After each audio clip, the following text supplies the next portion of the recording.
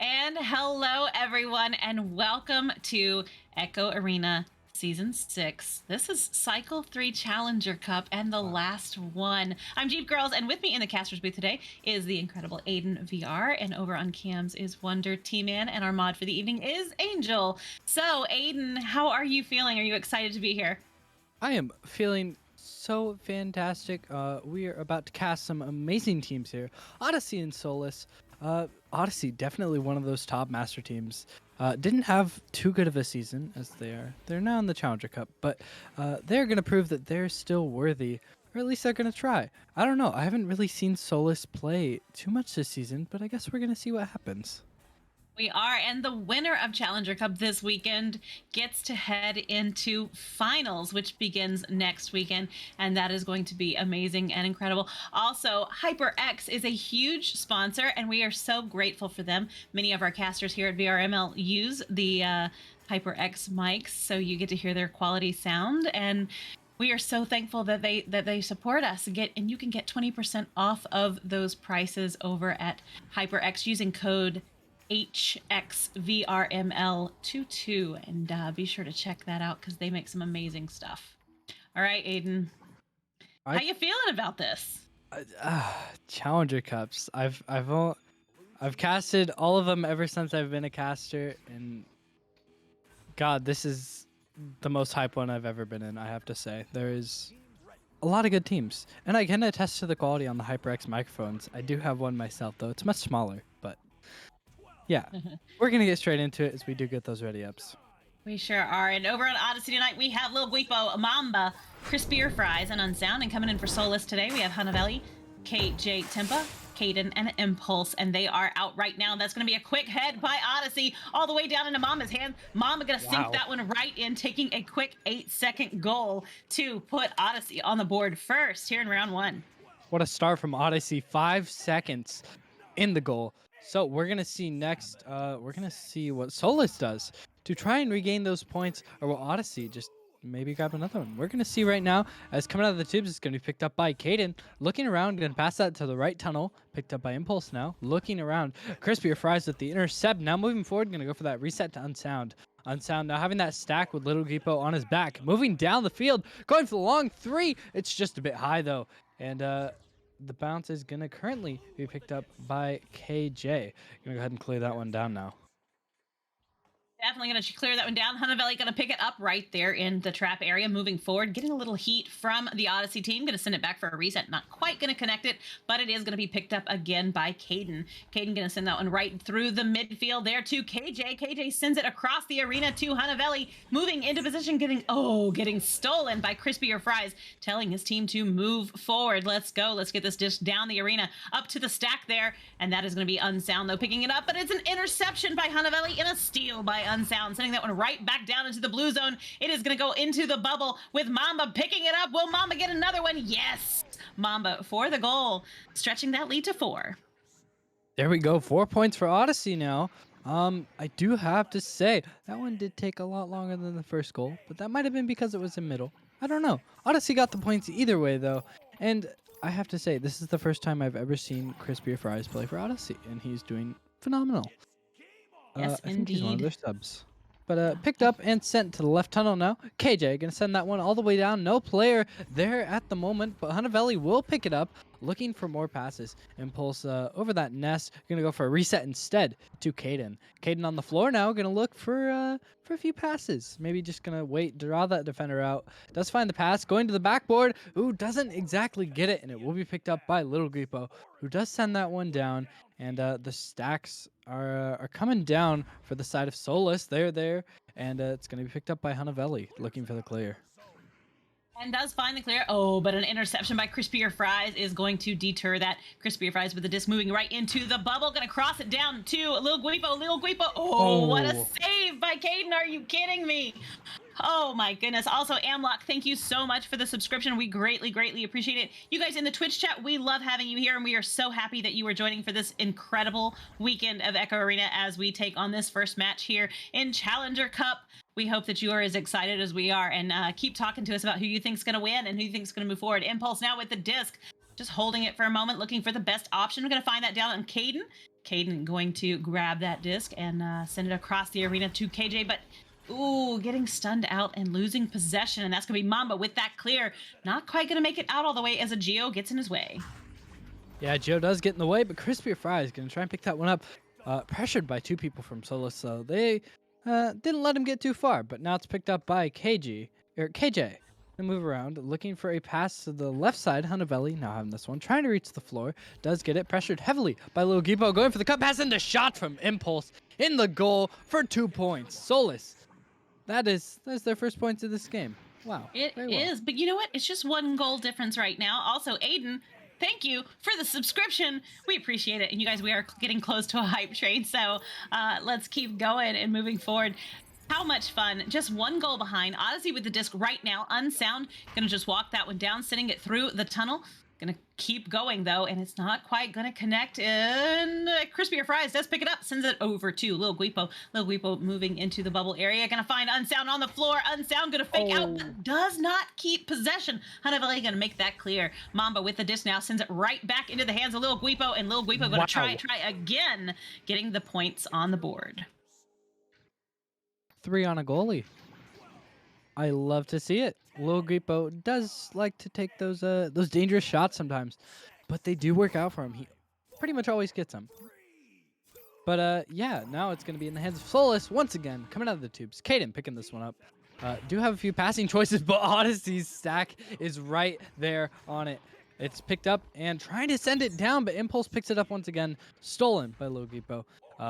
Odyssey does find a clear, but it doesn't go too far as that stack for Solus is there, but stolen once again from Crispier Fries, going for the long 3, and it's in the goal. 10-2. Wow. Okay, so that was, oh my goodness, to see Odyssey coming in like this in this first game. They are coming in super hot and hitting very hard, and they are showing why they deserve to be in Master Tier. And I'm I'm feeling like they might make a return. We'll see. We'll see. KJ with Oh. the disco. Oh, such a close No. grab. Oh my goodness. Crispier Fries is probably screaming right about now, but hey, points are points, and that puts Solus in just a 6-point deficit. Dude, what a shot though. It's amazing. It barely went in, but it wouldn't went in either way. But yeah, wow. All I can say is what a shot. I don't know what to say. But Unsound not having this one. Odyssey having it, going for a cross pass over to Crispy Fries. Crispy Fries putting it all the way down to Logipo. Logipo gonna cross that one to the left side. It does fly high for a moment, but Mamba does pick it up and send it for a reset. Unsound on that back line, trying to find some passes.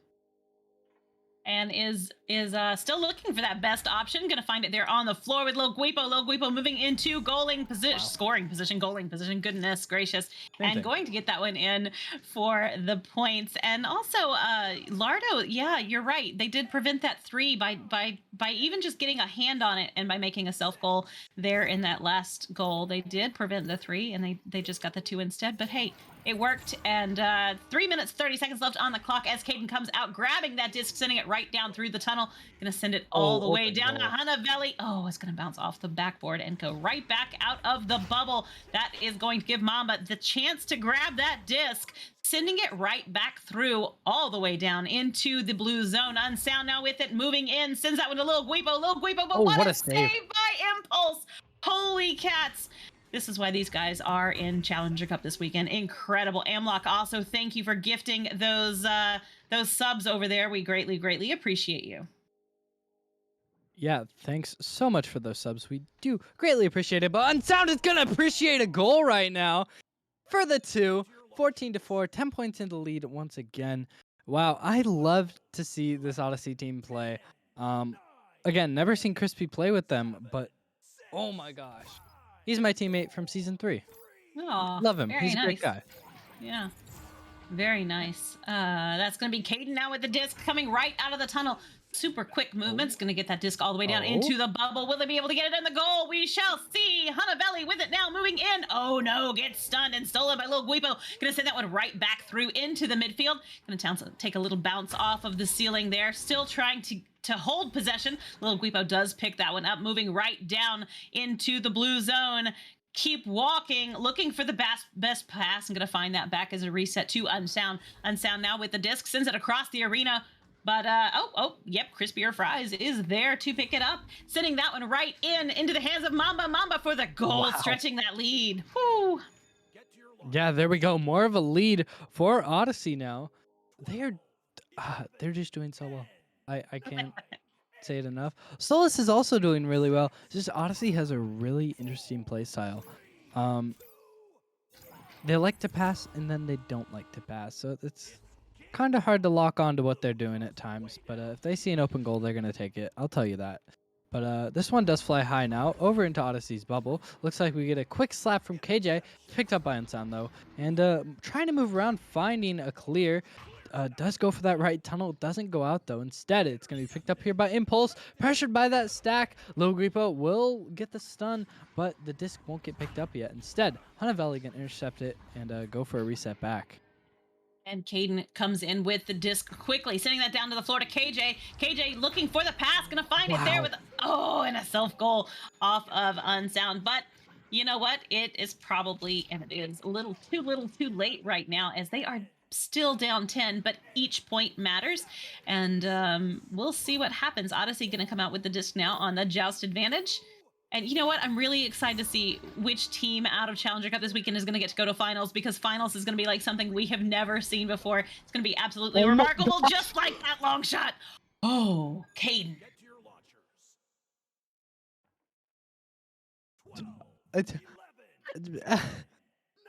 Ladies and gentlemen, we are hearing something we have not heard before, and that is that Aiden is speechless by that shot. That was incredible. Wow. They missed it. Oh no. Oh no. Oh no. Oh my goodness. But you know what? That is going to be the round one going over to Odyssey. What remarkable play in that first round. Very, very impressive. Yeah. Of course it was. I don't know what to say, Jeep. That is It's such a pretty shot. It was beautiful. It was beautiful. Fantastic play by both those teams. Um, Points. The points right now are incredible. Lil Guigabo coming in with 5, Mamba with 6, Crispier Fries with 3, Unsound with 2. They're very well balanced and very across the board. We've got Impulse coming in with 5 and Caden with 3 down on Solus. And it's, they're playing great. They're playing fantastic. And we have some really cool stuff going on, including some giveaways and over on VR Master League for the next 3 weekends. 3 weekends until November the 20th.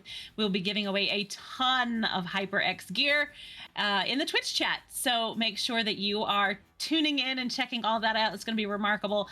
But yeah, whoever wins Challenger Cup this weekend gets to go straight into the finals starting next weekend. So Aiden, what are your predictions?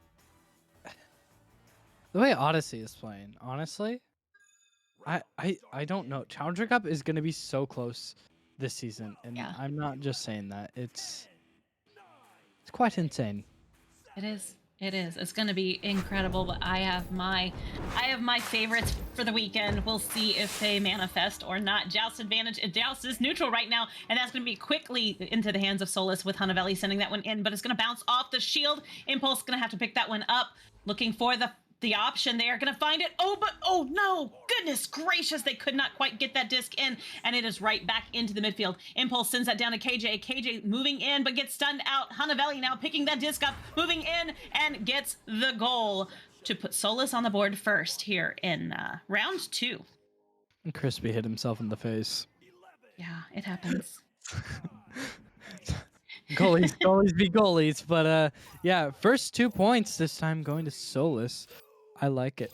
I have to say, I do like it. But Odyssey having this one, going for a left pass straight away, crossing it back over to the middle.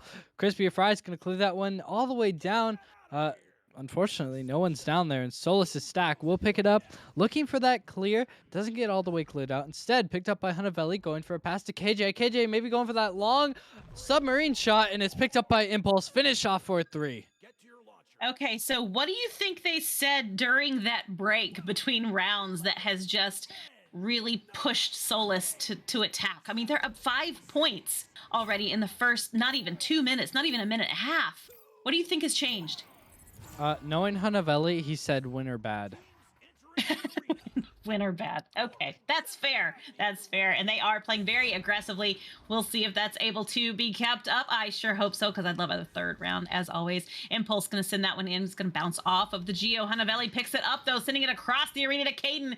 Caden going to look for the best pass option right now. Finds it up on the clock to KJ. Oh, but not quite finishing that one. Quick slap work by Odyssey to get that back out of the bubble. But Impulse is there on the floor, and it's going to send that one right forward to Caden.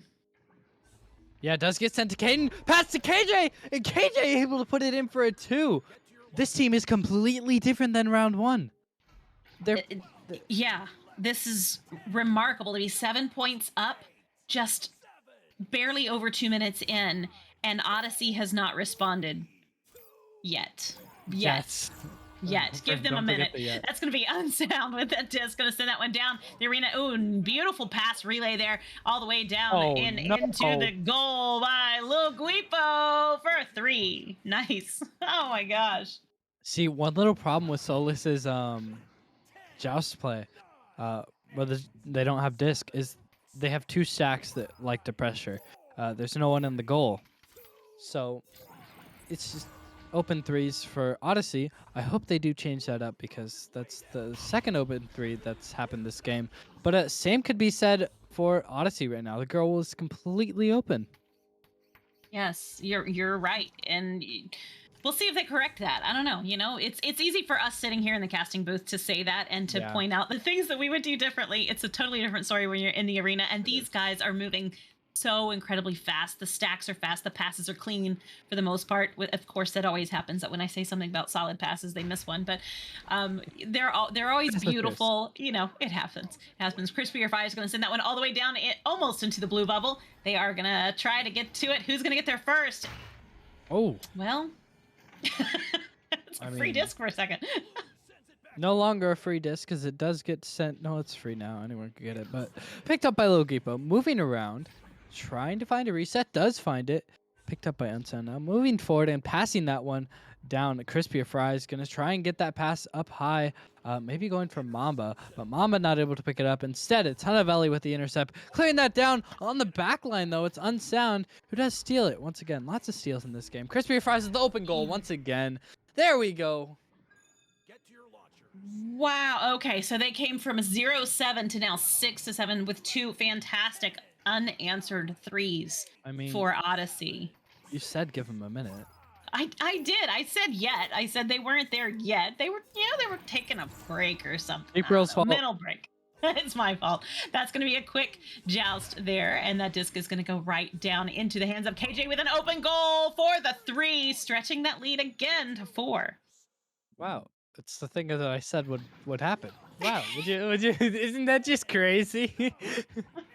But yeah, I think at this point both teams are gonna notice that their goals have been a bit open for threes, and maybe they'll change their strategy to, try and pick it up. But I don't know. I don't know. Looks like the We'll goal is see. open once again. But Yeah, both of them are completely open. I mean, everybody is right there in the midfield. I'm looking at my mini map right now, and Oh my everybody is God. concentrated. Holy cats! Will they get another one in? Impulse, stretching that lead to 6. Quick work. Oh, that was why! Wow. Yeah. I wish I could show them all my mini map.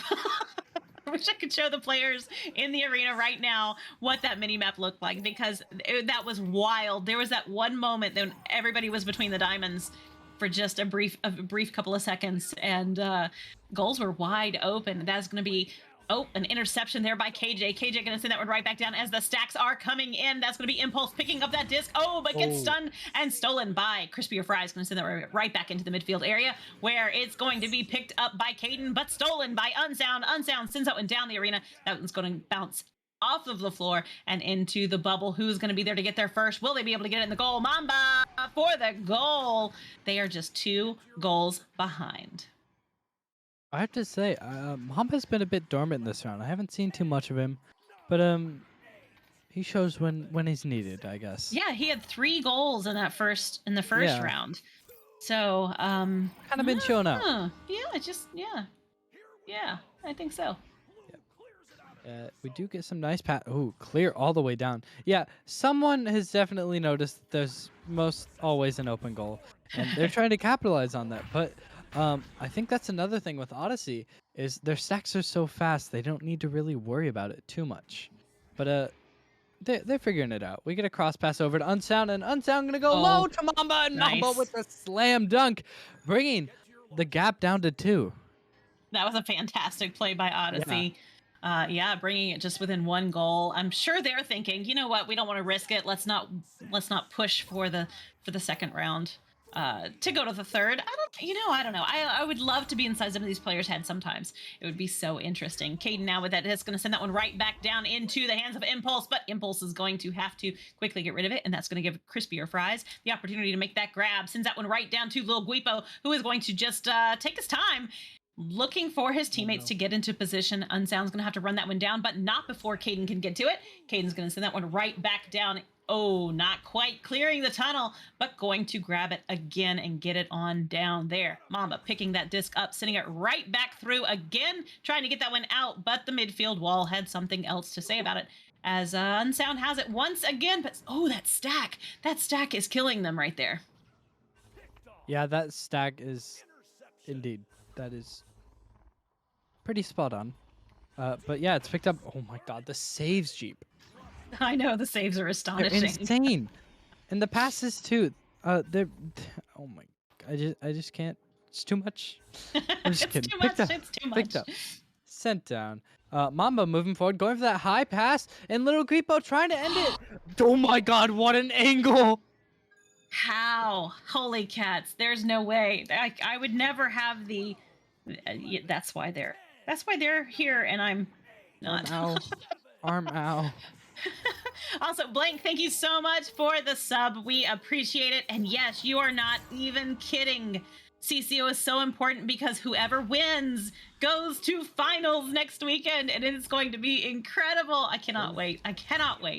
And that disc is going to be right there back into the hands of Caden. Going to send that one down, but an interception by Mamba is going to deny that, sending it right back down into the blue zone. It is free right this moment. Nobody seems to be trying to get to it, but that's going to be Unsound now with that disc. Sends it high to Mamba. Mamba back down to Unsound, and they take the lead with just a minute left. Yeah, there we go. Odyssey and Solus are very head-to-head right now. One goal after another, but that's 2 in a row for Odyssey, I believe. So, Solus is really gonna have to pick it up if they want a round 3. We'll see what happens. Looks like coming out of the tubes, Kaden gonna pick it up for Odyssey. Nope, Solus. I'm wrong. Oh, the intercept from Odyssey though, pushing that one all the way down. Crispy Fries having it and just gonna go for the slam dunk in the goal. 2 more points on the board, 16-12. Oh my goodness. Wow. What, you know what? So they were down 7-0. Yep, the start. Yes, what an absolute turnaround here in this second round. Oh my goodness. And once again, Unsound going to send that one right into the zone. Crispy or Fries going to seal it off against Hanavelli's face-ish head. There's no telling what it hit, but it hit something. But points are points, and that is going to be Odyssey taking this incredible first match here of Challenger Cup. They are well on their way. If they continue to play like that, we're going to see them next week in finals. Yeah, I sure hope so, because Odyssey, they're a great team. And in the Master tier, they did have a lot of ups and downs, but they kept fighting on. They're still together, and they're obviously playing really well. But yeah, I'm seriously looking forward to how Odyssey does in the rest of this Challenger Cup. But that's been pretty much game 1, I think. Yeah, I think so. That was amazing. Also, November 20th. November 20th. November 20th. That is a date to remember for sure. You do not want to miss it. That is going to be the grand finale and the grand finals for VRML Season 6. How grand is it? NAU and OCE, all 3 regions are going to wrap up on November the 20th. So it is going to be one of the biggest shows in VRML history, and you are not going to want to miss it. Yeah. So, dude, if you miss it, you're just that's on you. Sorry, you missed the show, and it's free. It's on Twitch, And it's going to be a great week. You turn it on while you're putting up your Christmas tree or whatever you do. Nope, too early. Nope. Oh, wow. Well, we'd like to thank our sponsor, Asterion Products, for their continued support and passion here.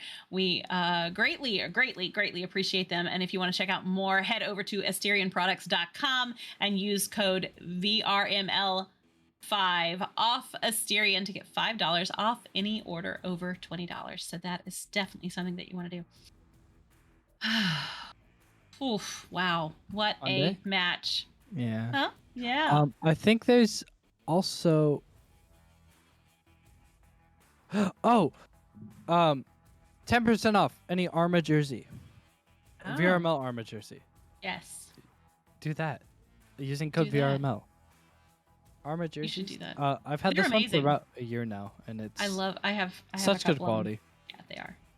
They are indeed. You guys, thank you so much for joining us in the Twitch chat. We greatly appreciate you. We're taking a look here at the bracket right now, and I'm wondering how the game over on Channel 2 is going. If anybody knows, feel free to... It just ended, and Montage takes the game over there on VRML 2. Is it Montage versus Team Wonder? Smile. Montage did indeed win. Yes. So, Arma jerseys are solid. Jinx said, got a VRML jersey and a Beholder's jersey from Arma. They are so good. I agree. They're amazing.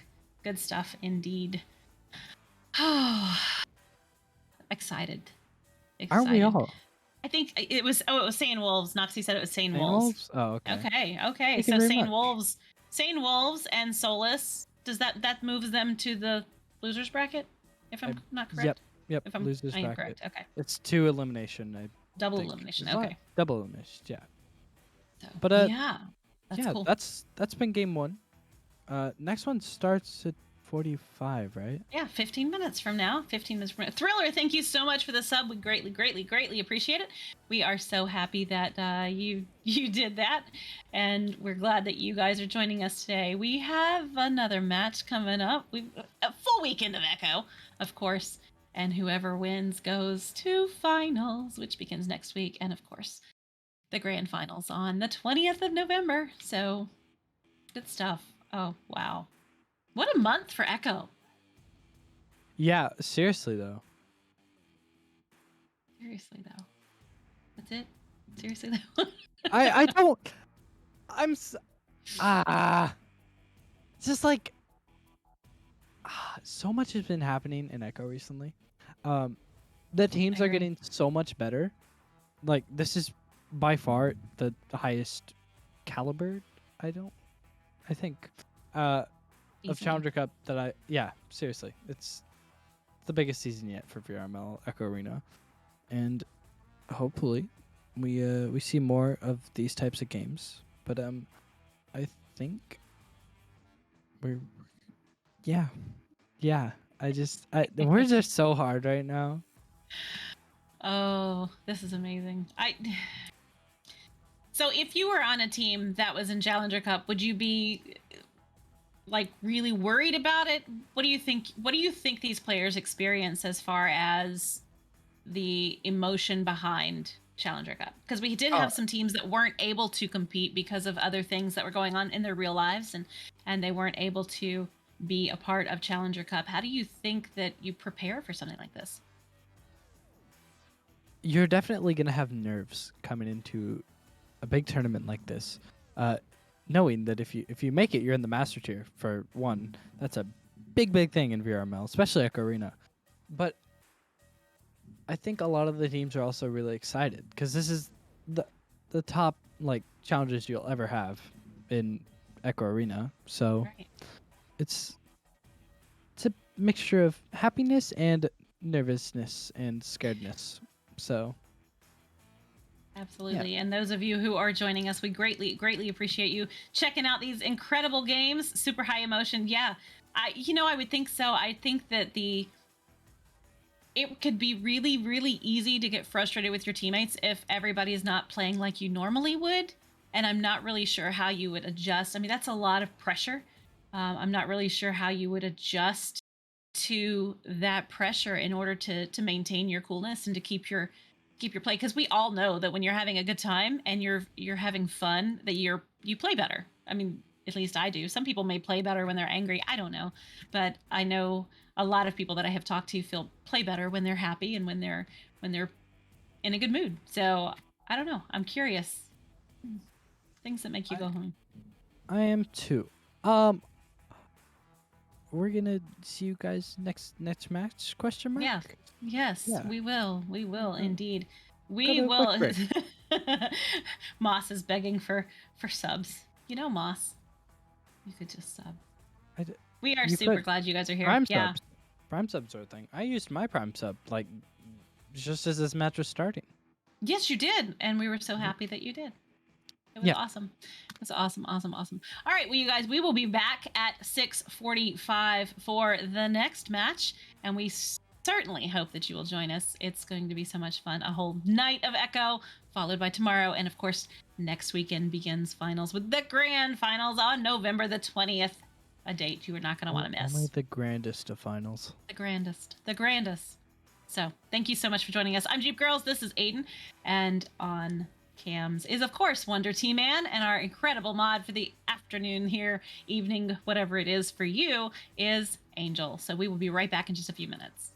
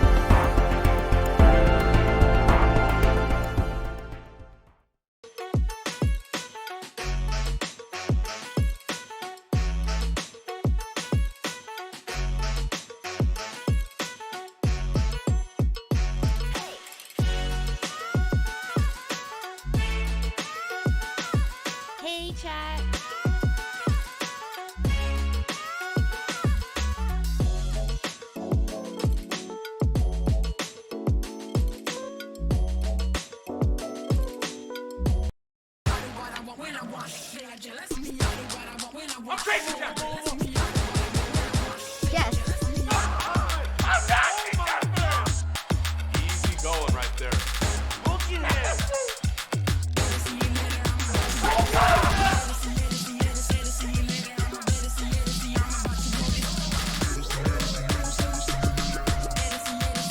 One more to go.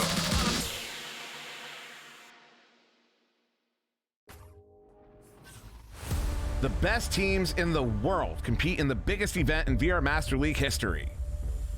Tune in live for a chance to win giveaways. These 10 teams have been in a brawl for 15 straight weeks, but only one will come out champion.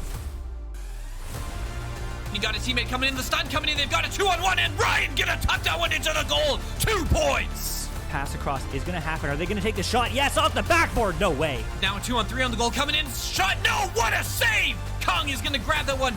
Will they be able to get it in? I don't know. Jay Walker with the distance into Kong, and it is good, and they take the round.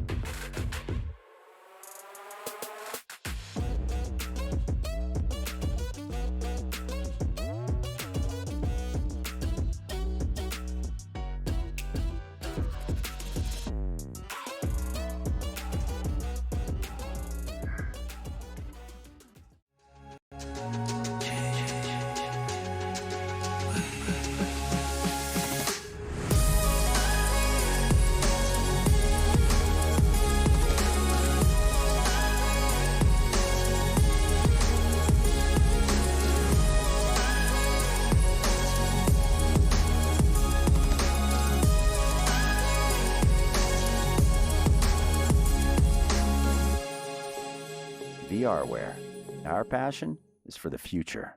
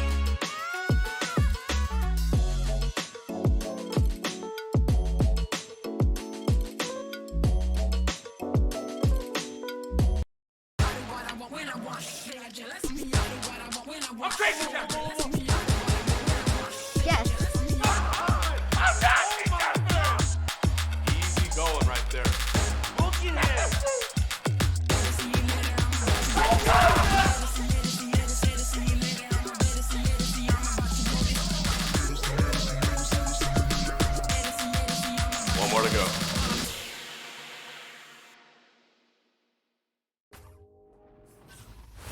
The best teams in the world compete in the biggest event in VR Master League history. Tune in live for a chance to win giveaways. These 10 teams have been in a brawl for 15 straight weeks, but only one will come out champion. You got a teammate coming in, the stun coming in. They've got a 2-on-1, and Ryan get a touchdown one into the goal. 2 points. Pass across is going to happen. Are they going to take the shot? Yes, off the backboard. No way. Now a 2-on-3 on the goal coming in. Shot. No, what a save. Kong is going to grab that one. Will they be able to get it in? I don't know. Jay Walker with the distance into Kong, and it is good, and they take the round.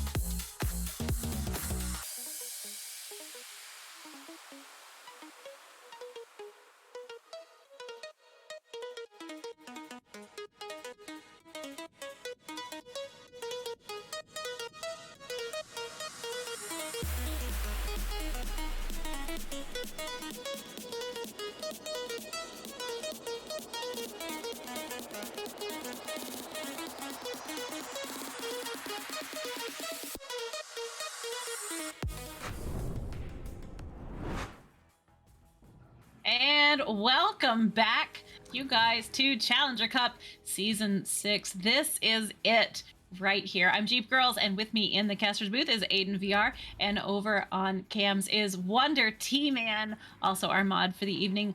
For this match is Angel, so we are so thankful to have you guys here. We are grateful that you are with us in the Twitch chat. Make sure you get those predictions in.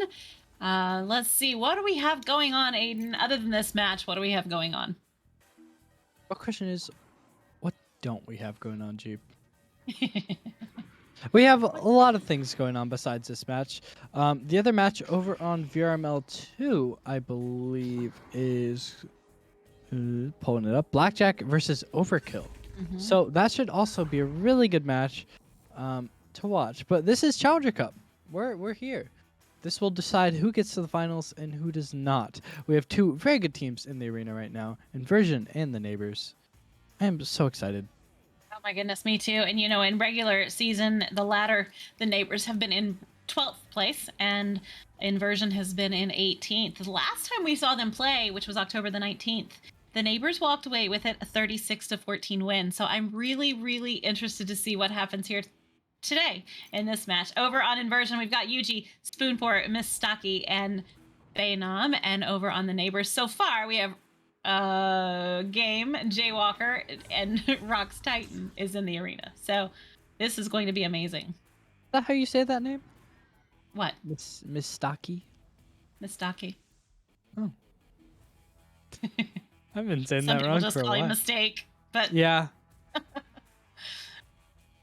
anyway, who is Spoonport? I don't know, Knife Rich. Who is Spoonport? I'm not sure. All right. Well, of course, like we said, this is important. This is probably one of the biggest Challenger Cups we have seen, as whoever wins gets to go to Season 6 finals, and that is going to be incredible, like nothing you've ever seen before. So this is huge. Huge indeed. And time has joined in now to the arena, and I have heard a ready up. So we'll see if everybody else gets ready here in a second. This is going to be such a good match, you guys. Oh, I hope you're ready. All right, yeah, we will get those ready ups and we will get started. This is, once again, Inversion versus the Neighbors. Sorry, I was talking to my dad for a second. But, yeah, we're waiting on the joust now. Let's see who wins it.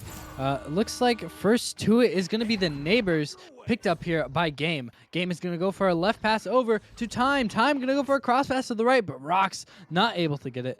Not ready for it just yet.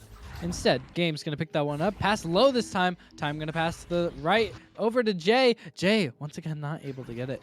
Neighbors, really quick start, just not able to hit some of their passes. Looks like that clear will be stopped. Oh my god, there's so much happening. It's going to be Rock's Titan with the disc now on ceiling, turning that one right back around, moving down into the bubble, but it's going to be picked up by Yuji and sent right back out into the midfield area. Jaywalker grabbing that disc out of the air, going to spin around with it and look for the best pass option right now as he's just moving right towards the bubble. Nobody's really pressuring him much. Going to send that one over to Time for the goal, and that puts the neighbors on the board first here in round 1. Yeah, first 2 points going over to the neighbors. Just think you finally get in after quite a few attempts, but yeah, there we go. Nice start. Inversion with the disc now. They will come out of the tubes. It will be picked up by Phenom and Yuji. Looks like they're going to go with a really interesting joust I've never seen before. Stacking down and slapping it to the left side. Definitely interesting as we do get some cross passes over Phenom now. Having this one going to pass up high is picked up by Mistaki. Bait Yuji shot. I tried. Okay, Jeep. I tried. You know what? That was a solid effort indeed. That was also a solid goal by Yuji. Very nicely done. And that gives them a tie right now. 8 minutes left on the clock here in round 1 of Challenger Cup. Everybody is fighting to see who gets to move on to finals. And of course, that is going to wrap up on November the 20th, a day you do not want to miss. That disc is stolen, though, and sent right back down into the blue zone as they are trying to grab it. And that's going to be Spoonpour with it. Spoonpour does lose possession to Time. Time going to send that one right back through, all the way down into the floor of the orange zone as Jaywalker picks it up, sending it off the ding ring and right back out again. Going to have to keep trying. Jaywalker with the disc again. Oh, gets stunned and stolen, and it's back in the hands of the neighbors. Wow. Now it's back in Spoonpour. Spoonpour is going to send that one right back through the tunnel and just floating around the blue zone.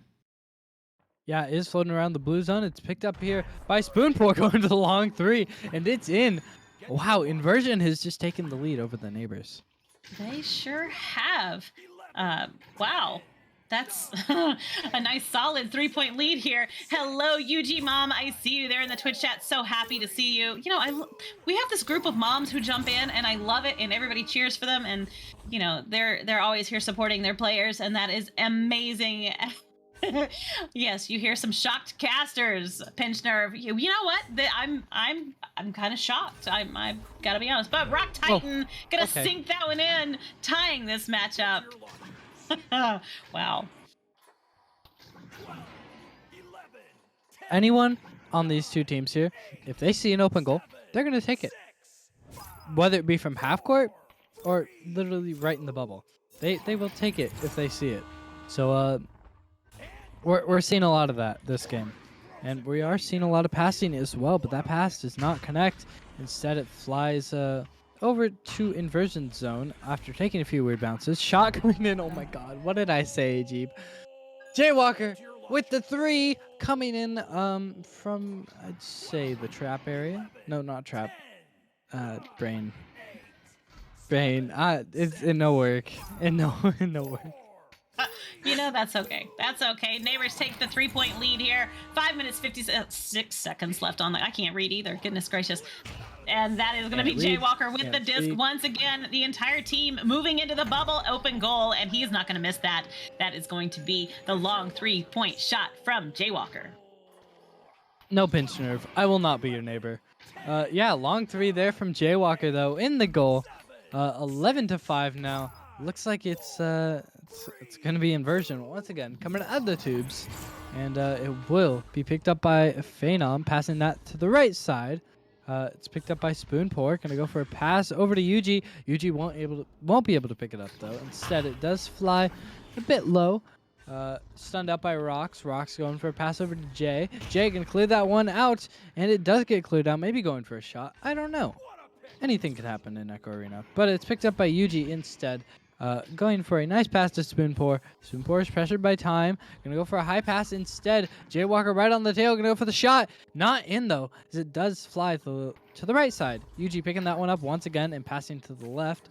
Phenom, now having multiple passes, does go for one, and the intercept from Jaywalker is there. The clear is down. Might even be a shot, but it takes a strange bounce. Just doesn't go close. That's going to be Yuji sending that one right back out of the bubble into time. Time to Jay Walker. Jay Walker for the goal, stretching that lead, putting them 13 points. Yeah, 13 points on the board now. You know, the score gap is getting quite a bit bigger. 4 minutes left though. They do have time to come back, but they're gonna have to really hustle, especially against the neighbors. It's not gonna be easy, but they're gonna try just that. As we see a really fast launch here, Yuji gonna go for a long three, but the goalie on the back line, time able to pick this one up. I'm Italian now. Gonna pass that one down now. Picked up by Game. Game does see an open goal for a minute though. Not gonna go for it as there's goalie on that back line. Does find the cross pass instead to Jay, who dings it off the post. In the clear is coming really fast from Inversion. And that's going to be Game with the disc now right there in the blue bubble, sending that one right back out, but it is picked up by Mistaki. Mistaki going to send that one across the arena. Not quite connecting that pass, though. Yuji going to pick it up. Oh, but gets it snatched out of thin air by Game. Well done, indeed. Yuji, though, not going to go down without a fight, taking that disc right back from him. Going to slap it across the arena and into the hands of Phenom. Phenom walking forward. Oh, having to get rid of that disc, though. Lots of pressure being applied right now by the neighbors' defense. They're going to send that disc right back through the tunnel and into the orange zone. They are the only ones down there. Will they get a goal right here, right now? Rocks Titan with the disc moving in. Sends that one to Time. Time into the goal. And they take the 10-point lead. Get to your launchers. Yeah, they will take that 10-point lead. What a nice cut pass there from Rocks Titan. Passing it into Time, and Time just able to put that one in. Really nice. Love the cuts. Love all the passes that these teams do. Again, this is Challenger Cup. These are the best of the best teams competing to see who goes into finals and the Master Tier. But it's a nice pass to the right side now. Spoonpour moving forward, trying to find some passes. Does have one cross. It is Yuji. Yuji's going to pass that one right back over to Phenom. And Phenom, a bit covered right now, I'm going to be honest. But does find a pass over. Is names. Pass to Yuji. Yuji moving around. I'll get it eventually, I promise. Oh. The shot from Spoonpour, though, Nice. coming in the goal. 7-15. Very nice job by Inversion there, trying to gain some momentum back. So Inversion had the 5-point lead there pretty early on. I almost feel like if the neighbors were an animal, that they would be a lion, and like they're just kind of tinkering with their food. You know what I mean? I mean, they just come in and just slaughter them, and it's I don't know. This is not a slaughter just yet, but we know it. We know what both of these teams are capable of. Time gonna send that disc right across to Rocks Titan. Right, Rocks Titan gonna ding it off the back wall. Not quite getting that one in, but Jay Walker is going to finish it up, taking the 10-point lead once again for the neighbors. The fact they can just take a mess up and turn it into a really nice cut pass. I'm sorry, but I never ceases to amaze me the skill of these players. It's so nice. Picked up here now by Phenom and Yuji, going low once again. This time gonna try and hit the middle, but it's picked up by the stack. And the stack is gonna clear that one down. Looks like it's gonna be picked up here by Spoonpour, moving around, trying to find some passes, or just gonna juke around for a little bit. Wow, just circles. Passing to Phenom now. Phenom on the back line. Mistaki trying to hit it. Hey, did it. But it does go over. Picked up by Jay Walker and cleared down. And that disc is in the hands of Game. Game gonna send that one in. Oh, so close. I really thought that was going in. I was gonna be so super impressed. That disc is right back through the tunnel though and into the blue zone. Who's gonna get it? It's going to be Spoonpour. Spoonpour moving towards the bubble, looking for the best option, and that's gonna be a reset back to Phenom in the tunnel. Phenom walking it forward, has just 20 seconds left on the clock, and that's going to be a grab by Game. Game going to send that one all the way down, just almost into the bubble as Jay Walker picks it up, shooting that incredible long shot, taking the 13-point lead. Yeah, and that is going to be round one, going over to the neighbors, 20-7. They will take that one by quite a big point majority here, I have to say. They will, indeed. Indeed. Okay, so my gut feeling, and I think everybody here, and you guys in Twitch chat, tell me if you think I'm wrong. but I feel pretty solid that the neighbors are going to be one of the teams that is going to move into finals next week. I could be wrong, and if you think I'm wrong, by all means, tell me. You know, What do you it think, really, Aiden? I don't know, because there are two teams that have absolutely like dominated this season, the high diamond ladder. That's Overkill and Neighbors. Like Overkill, they've taken 3 losses out of the 16 games they've played. So it's interesting. That is It for is sure. interesting, and Overkill, the roster right now on Overkill is a newer to. When I say new, I don't mean new, but newer than some of these uh, older teams that have been Yeah. around, and their playstyle's different. It is, and that's why a lot of people struggle with them, Mhm. because their play style is so different and they're advanced. It's crazy, but you know what's going to be even crazier is going to be finals on November the 20th. You are not going to want to miss it. It's going to be like something you've never seen before, and it is going to be massively huge, the biggest thing VRML has done to date. So that's going to be something you want to see right now. Quick grab there by game, going to duck over under, I'm not sure, and that is a long go. All right, well shot for 3. Rocks Titan does get some points for the neighbors on the board now. Really quick start. I think, how many seconds in was that? 5? 10? Something like that. But coming out of the tubes now, passing to the right side. Spoon pour and pick that one. Ooh, not able to clear it. His game does grab it. Trying to send it down. Looks like it will be picked up by Jaywalker, but a quick slap back. Looks like it's going to go over to the right side now. Game picking this one up. Maybe going to go for that 3-pointer. It is open. Going to go for a 2 instead, as they do get the goal. 5-0 now. 5-0, taking the lead for the neighbors. Just so this is a repeat, but flipped of what we saw in round 1, right? Inversion was up by 5-0 in the beginning of round 1, and now the neighbors are up 5-0 here in just the first minute of round 2. We, if Inversion could pull off what the neighbors just did in round 1, I would be absolutely astonished. And holy cow, that was a gorgeous shot by game. Insane.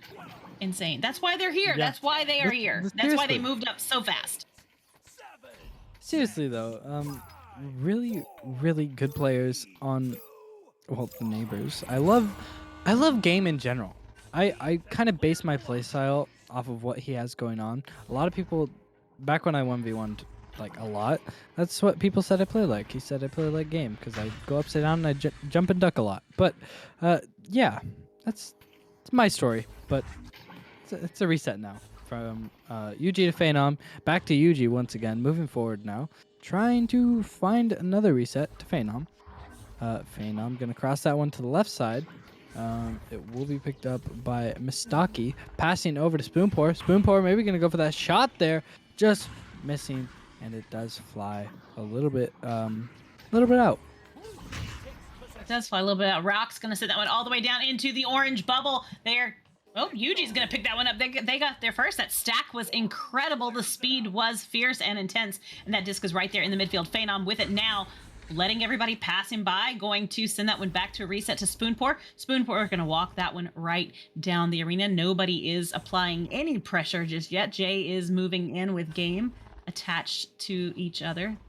Looks crazy and wild as they keep that stack together pretty tight. That's going to be Jaywalker sending that one through, and the stack releases. Game flies all the way through the arena. Oh, getting stunned out, losing possession of the disc, though, and Mistaki going to pick that one up. Mistaki is getting some heat from the stacks as he is able to get the clear and sending that disc all the way back down into the blue zone. Going to bounce across the floor. Who's going to get to it first? It's going to be Game, of course. Game with the disc now. That was a nice stun out by Rocks Titan there to stop Phenom in his tracks. Gonna send that one over to Jaywalker now. Jaywalker walking down the arena with it, sends it down to the floor, and is that gonna be in? No, it's not, but that's gonna give Spoonpour the opportunity to make that grab, turning it around, sending it right back into the orange zone, shipping that one right through the tunnel, but it's coming right back again as Game does pick it up. Game gonna send it across to Time, but it's a little bit of a missed pass, and he's gonna have to hustle to get that one. Yeah, really gonna have to hustle there as it does does fly into that trap area on the side of neighbors, but it's going to be picked up here by Jaywalker, trying to juke around, trying to find an opening, or just draw Phenom out. But looks like they do find a pass. We're now seeing a Joker train. Here we go. Game and time, going for the long three. There we go. I love to see it. I love to see it. Oh boy, an 11-point lead, 11-0, not even halfway through round 2. This is insane play. And, you know, they're fighting. They're fighting very hard. Both teams are, because everybody wants to move on. Everybody wants to keep going. Everybody wants to be in finals next week. And everybody wants to make it to the grand finals on the 20th. They are definitely jonesing for that time. Gonna send that one all the way in and across the back wall, but it's gonna bounce right back out of the bubble. Game gonna pick it up. Game takes the shot and makes it. It is good, and it is beautiful for the 14-point lead. Yeah, there we go. Another 3 coming in from Game. Wow, Neighbors is really not giving Inversion a break right now. 0 points currently, but wow. I do love to see it. Looks like coming out of the tubes now. It will be picked up by Inversion. Phenom passing that one to the left side. They're now going to pass that to the trap area, but the Neighbors stack is on it. It's picked up by Time now. We go for a pass over to Jaywalker. Jaywalker does not pick it up initially, though, but we'll get it. And maybe just going to go for that submarine shot, or maybe even a pass. But the stack for Inversion is right there, and they do find a clear, but Time Dash on the midline, able to pick it up, send it over. It's picked up by Jaywalker, stunning the stack out and going for the shot in the goal for 2 more points. 16-0 now. Oh boy, that that was beautiful, and that fake out that he did there in order to really occupy the goalie. Well played indeed. And Joust advantage going back over to Inversion. They have not been able to respond just yet here in round 2. Mistaki with the disc, going to send that one right down into the hands of Yuji. Yuji moving in. Oh no, gets stolen by Rox Titan. Rox is going to send that one right back through into the hands of Jaywalker. Jaywalker sends it high all the way into the bubble, where Game's going to pick it up and shoot that one in. What an incredible shot. Beautiful play by the Neighbors, putting them in the 18-point lead. I don't understand Game, because I met him at LAN. He's a tall guy. I don't understand how he hit that shot. But he did, nonetheless. That's what Game does. Probably hit a Cillian fan, but, you know, that might just be a me problem. Pass to the left now, or right. Right pass. Going for a reset now. Phenom going to shoot that one all the way down. Stack is already on for the Neighbors. We get more passes. Moving around is Spoonpour. Finding a pass to Mistaki. Mistaki trying to find the cut, but doesn't find it. Instead, it will be picked up here by Rox Titan. Spoonpour gets the stun. Moving forward now, trying to get the shot, and he does! Bringing it in by himself, getting past 3 of the people on the Neighbors. Wow. Okay, and we do have a timeout, which probably is wise. You know. So, while we're waiting, I'll just say thank you. We would like to say thank you hugely to our sponsor, AssyrianProducts.com, for their continued and passionate support of VRML and VR esports. If you would like to thank them, head over to AssyrianProducts.com and use code VRML5 off Asterion to get $5 off any order over $20. So definitely check that out. I'll paste it in Twitch chat, just for you, chat. Post it there, and you guys check them out. They have some really cool stuff over there. So. Also, what's really cool is finals. I know I keep saying it. I cannot express to you how amazing it is going to be. Everybody has been working so incredibly hard, and it's going to be insane what goes on at finals. It's like nothing you've ever seen before. Next weekend begins with all 3 regions, all 3 of them. It's going to be nuts. Let me just, I don't know if I'm allowed to say it, but it's nothing too big. Just that last season, our creators here went pretty insane. This season, it's on another level. I'll put it that way. That's all I'm gonna say. It is, and that is going to be Jaywalker with the disc. I'm gonna send that one right through the tunnel into the hands of Time. Time passes it across the arena to Rox Titan. Rox Titan gonna send that one into Jaywalker. Oh Ooh. no, getting stunned out, and that disc is right back out into the hands of Phenom now. Phenom gonna send it through, but it's going to get hung up on the Geo, not quite getting it out. Game now with the disc right there in the orange zone, walking that one in, taking some time, getting a lot of heat, drawing out that stack though, and that is going to be, oh, the disc is back out of the bubble.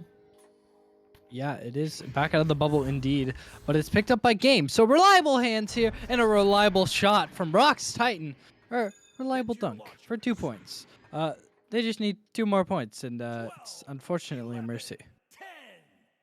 It is. Wow. 1 minute, 50 seconds left on the clock as Inversion has Joust advantage once again. They have had a lot of that in this round, unfortunately for them, but they're making the best of it, and that was a beautiful play, sending that one all the way down into the hands of Spoonpour. Spoonpour working on keeping that stack occupied, sends that one across the arena into the hands of Yuji. Yuji, oh no, yes! And it is in. Yeah, they're not gonna give up without a fight. They're gonna keep pushing on and try and get more points. They are. Persistence does pay. You know what? You cannot give up when you take that shot and it doesn't go in. And they did not. They were able to capitalize on that and get that disc in there, getting those points on the board. Game now with the disc coming out and sending that one right down to the hands of Jaywalker. Jaywalker sends that one down to the floor there, and that is back across to Time right now. Time dropping to the floor and sending that one off the back wall, but it's going to bounce out of the bubble. Oh, and that's going to give Spoonpour the opportunity to make that grab. Not quite able to get it out as the Geos get in the way, and that is Rox Titan with the disc once again. Yeah, Rox Titan with the disc to Jaywalker. Jaywalker trying to get that shot. Doesn't exactly get it. Instead, it's Game for the dunk in the goal. For the dunk indeed. And that is, wow. They're up 18 points right now with 30 seconds left on the clock. Inversion gonna have Joust advantage again as they come out. Now they're not out of it. If they lose this match, they get to drop down and play in the lower bracket there. Phenom with the disc right there, gonna send it down to the floor. It's gonna be picked up by Jaywalker. Jaywalker sends it in, but Phenom does make the grab, sending that disc right back out of the orange zone and all the way into the blue trench, where Yuji picks it up on the floor, gonna take the shot, trying to get it in. Wow. And for a buzzer beater. Beautiful job indeed. Fantastic play. Wonderful last shot. I love Inversion so much. They never get out. They never give up. Even though they were behind majority of the game, they never gave up. They gave it their all till the very last second, and I love that about some teams. But that has been this game. That has been this game. And of course we are going to see the neighbors move on to the next level of this. And that's not, like I said, that's not the end. That's not the end for Inversion. We'll see them again. They're just going to the losers bracket. That's right. The winners in my heart. I don't like to call it the losers bracket. The winners who lost bracket. Is it just me? Like, am I the only one? I mean, I call it the lower bracket. Yeah. Lower bracket, I don't know second why. chance bracket, whatever. Yeah, that was fun. Super fun. And Yes. wow, good stuff indeed. Like we said before, huge shout out to HyperX. They are also supporting us, and there's going to be some amazing giveaways going on. Lots of HyperX gear in the Twitch chat. So you're definitely going to want to come back and check out all of the matches moving forward, as you might win something. You never know. And you won't know if you're not here. So by all means, be here. The place to be for sure. Yeah. Yeah, this is Challenger Cup. Big. Big. So, Big. Stick around. Yes. Stick around indeed. You guys, thank you so much in the Twitch chat for joining us. We greatly appreciate you and your positive support. You guys have been fantastic today, and I just want to say thank you. So thank you. I am Jeep Girls, and this is not Wonder T-Man. That's Aiden VR over there. Wonder T-Man on cams, and Angel has been our mod. And we have more Echo coming up for you. Do not go far. at all, because you're going to want to keep watching. We've got several more games tonight. And over on VRML 2 right now, let's check in on that game. It is in round 2, and Overkill is up by 14. I'm not sure what happened in round 1, but there you go. So that is round 2 going on right now. Exciting stuff, and we'll see you soon.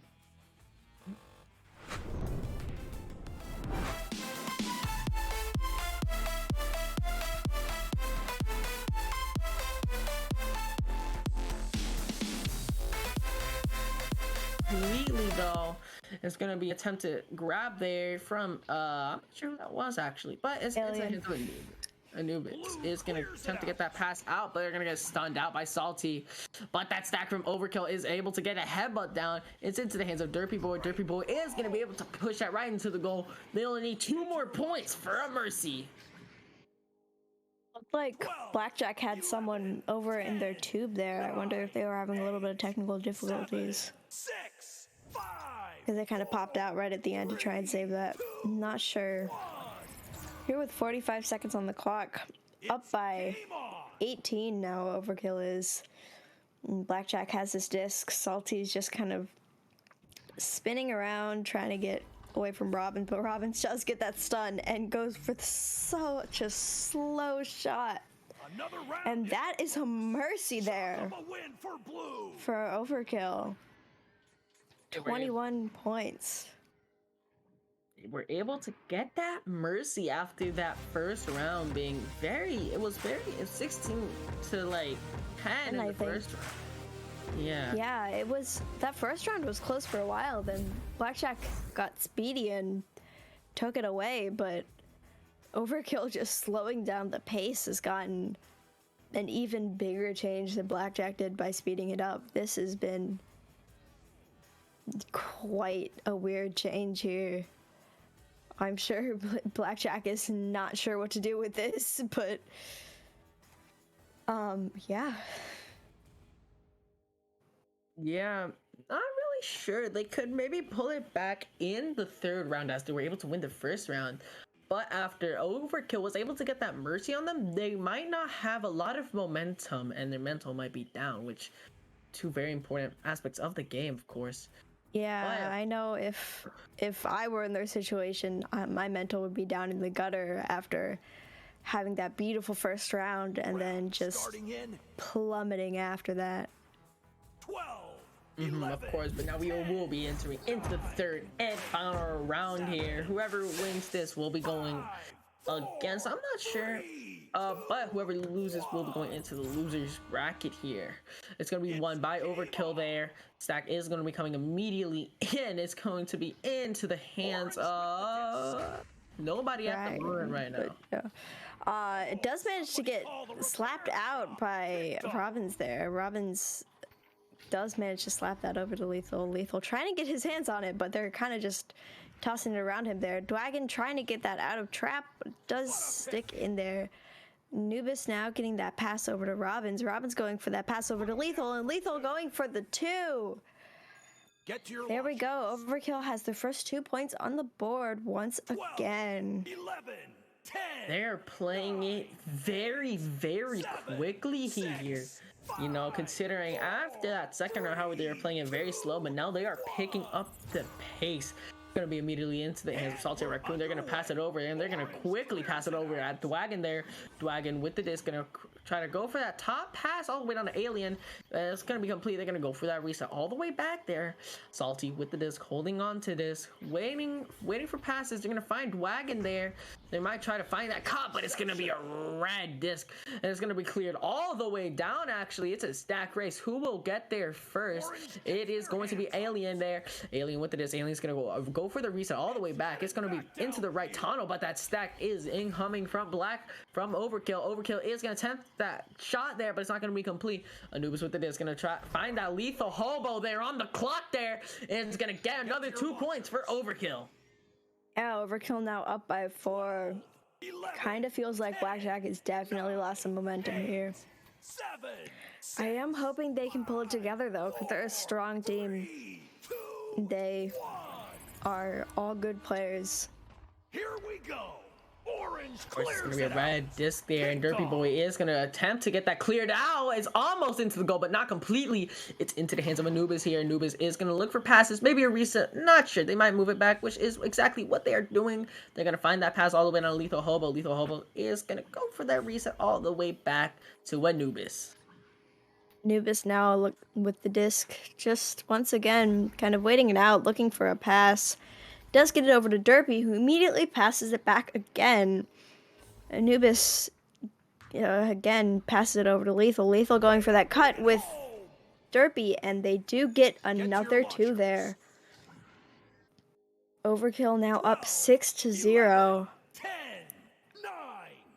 Of course, Overkill is really finding a lot of these cutbacks and passes. They're attempting a lot more passy cutting style, and they're getting those passes in, which is allowing them to score so much.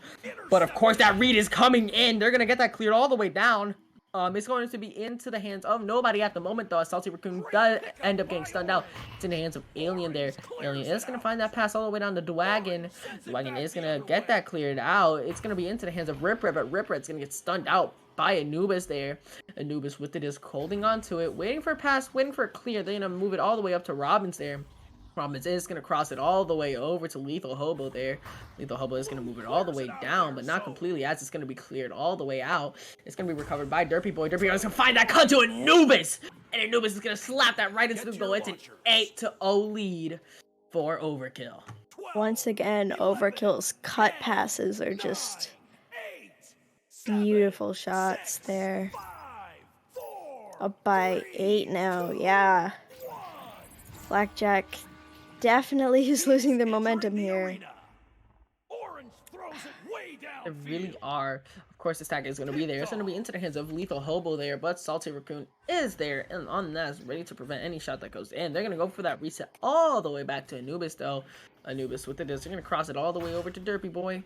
Derpy Boy is going to hold on to it. Wait for the passes. Wait for that pressure there. And the pressure is going to raid that juke there to the hands of Rip Red. Rip Red is going to take that shot, but it's going to bounce off of the nugget there. It's going to be into the hands of Dwagon, though, and Dwagon is going to have the disc. Dwagon passing it up now to Salty Raccoon. Salty trying to get that cut pass over to Rip Red, and Rip Red goes for the shot. And there we go. Blackjack has some points on the board. After that cut pass there, Ripper was able to find the top pocket there. The top pocket. It's now going to be the joust advantage of Overkill here. It's going to be immediately into the hands of Anubis there. Anubis is going to cross it all the way over to Derpy. Derpy is going to cross it all the way over to Lethal. Lethal with the disc holding on, so you're going to reset that back to Anubis.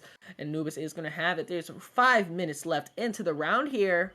And to hands of Anubis. Anubis is going to cross it all the way to Derpy. Derpy is going to move that all the way up to Robbins. Robbins is going to move that up. It's going to try to find his lane, but instead it's going to take the reset all the way back into the hands of... Oh, it's into the hands of Derpy Boy, and Derpy Boy is going to move that back all the way to Anubis. Anubis now getting that pass over to Lethal Hobo. Lethal just kind of waiting once again. Has a little bit of a lag there, but gets that pass over to Derpy. Derpy going for that back pass once again back to Anubis here. We're seeing a lot of these back passes again. I think it's because they have more of a lead now. Derpy getting that cut pass and making that shot though with the assist by Robbins. I keep saying this, but their cut passes are really good. Both teams actually have beautiful cut passes. They know exactly what they're doing here. It could just be chemistry, really, They're gonna, Blackjack is gonna attempt to get that cleared down, but it's not gonna be completely, though. Lethal with the disc here. You know what? I'm gonna guess that they're gonna do some cool passing play. It's gonna be into the hands of Lethal here. Lethal is moving on to it. They're gonna move that back all the way down to the hands of Derpy Boy. Derpy Boy is going to attempt to get that crossed all the way over, but it's not going to be complete as Dwagon is going to get it. Dwagon is going to attempt to get that cleared all the way out, but not completely. It's into the hands of Derpy Boy there. Derpy Boy is going to flick that up all the way to Anubis. Anubis is going to move that back to Robbins. Robbins is going to find Lethal, and Lethal is going to find the shot there. 12-2 for another 2 points for Overkill. Overkill is back up to a 10-point lead here. It looks like we have a pause. We can take this time now to talk about Oh, never mind. The pause is immediately gone. Okay, well, I guess that was just accidental. 11, 10, 9, Yeah, 8, but 7, a 6, 10-point lead for Overkill now. 4, 3, 2, 1. It's not gonna be Let's see how it goes. The Teams adjust entering advantage the of arena. Blackjack there's gonna be Kicked off. red by Lethal there. Lethal with it is gonna break down, but it's not gonna be complete as the stack from Blackjack is very quick there. They're gonna cross it right back into the hands of Alien. Alien not gonna be able to find that shot. Looking, maybe gonna go for a Joker train here. They're gonna cross it all the way over to Dwagon there. Dwagon with the disc, holding onto it, gonna reset that back all the way down to Salty. Salty holding onto it, gonna maybe find a route, gonna pass that all the way over to Rip Red. Rip Red is gonna attempt that shot, but it's not gonna be complete though. It's into the hands of Robbins, but Robbins gets stunned out by that Blackjack stack. Is gonna pass it all the way over to Alien. Rip Red, actually, here with the disc now, is going to get that back pass over to Salty. Salty's looking for that pass and does get it back into Rip Red's hands. Rip Red going for that shot, but oh, the goalie Anubis here just said no and gets that one straight out. Trying to get picked up by Derpy, but he just kind of misses it. Here we have a little chase for disc here, but Anubis is right by goal and can get that easily. Trying to get these passes. Looks like they're trying to get it once again to Derpy, but just a little off. So Dwagon does manage to get his hands on that. Dwagon lost tracking there.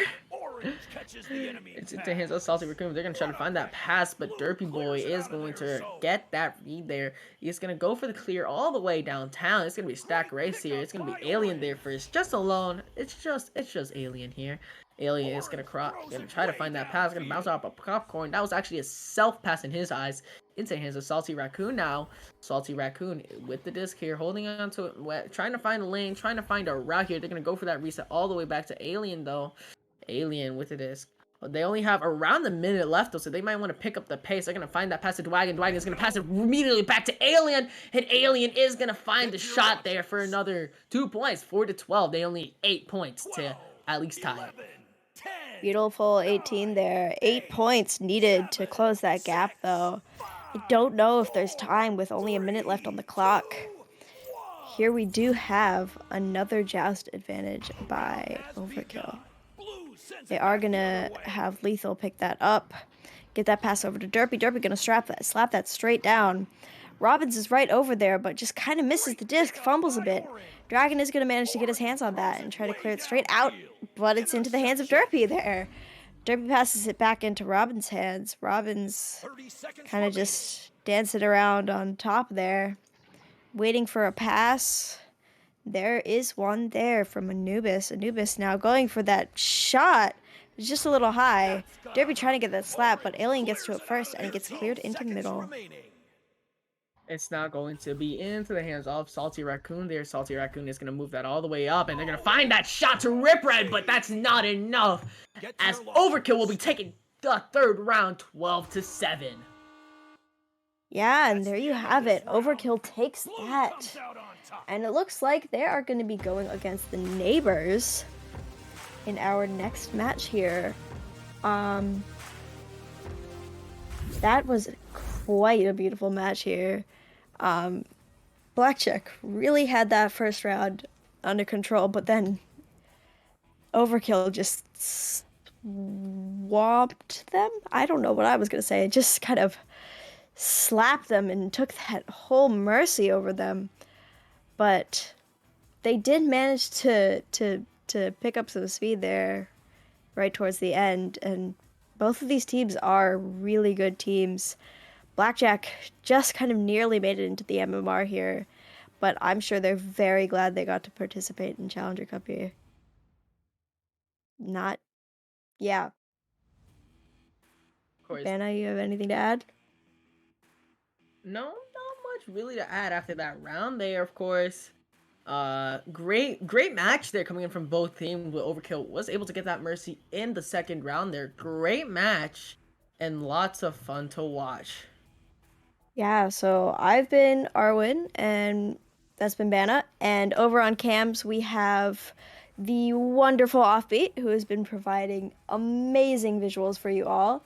But we're going to be back with some new casters after this short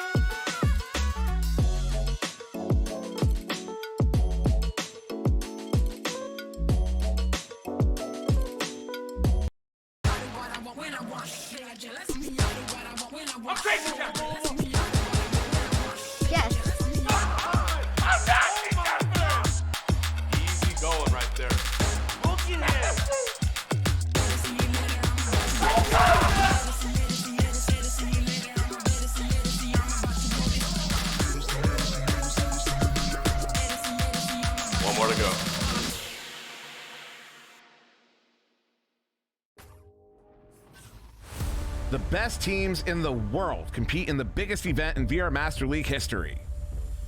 Tune in live for a chance to win giveaways.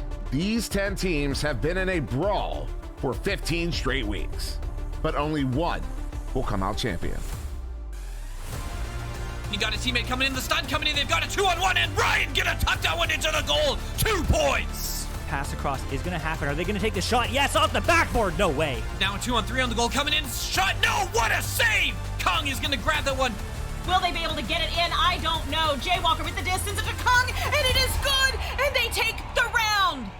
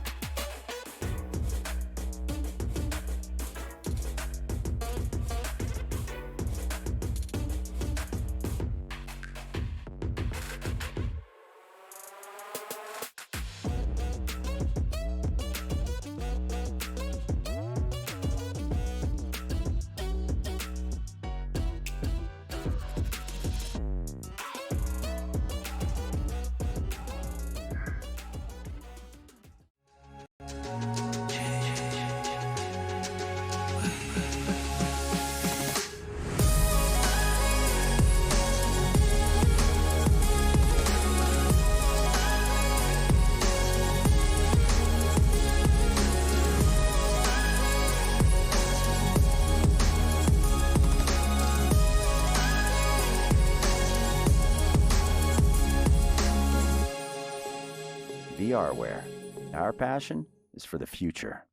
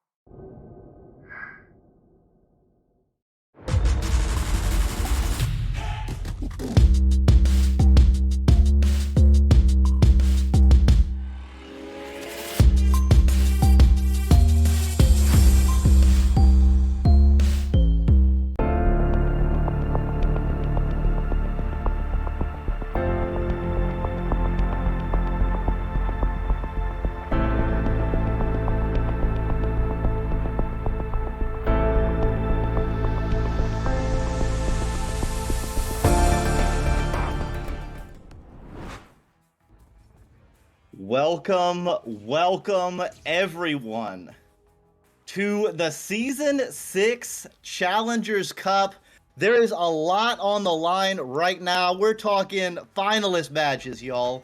We're talking chance to play for the title. I am Doc Education to my left. Pinch Nerve on the cams. We got the wonderful, as always, Wonder T Man, and wow. Couple of great teams right here. Solace and Sane Wolves coming at you. Pinch Nerve. What's been going on with these teams in the cup and leading up to it?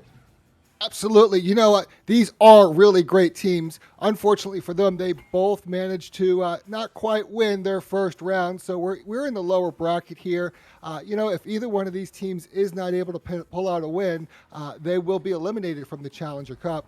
Let's see. It looks like Solace, who is number 10 on the ladder, they lost to Odyssey in 2 rounds. And Sane Wolves, who is number 5 on the ladder, they lost to Montage in 2 rounds. So, you know what? They're both on the fringe there. But if they win, they're still in, and they can absolutely take it. Now, these two teams did play each other a couple months ago, and Sane Wolves won in 2 rounds. So we will see what is going to happen tonight and who will go on in this Challenger Cup. All right, well, the teams are out. Let's see who gets ahead on it first. Looks like it will be the orange team. That is Solace. And it's going to be the typical scramble. A little bit of working for the disc right now, but it looks like Solace will keep the control of it, at least for now. He's going to pass it over to KG, who slams it in for the first 2 points of the round. What a finish. So a little bit of opening chaos there, but in the end, Solace able to get those 2 points, and yeah, crucial.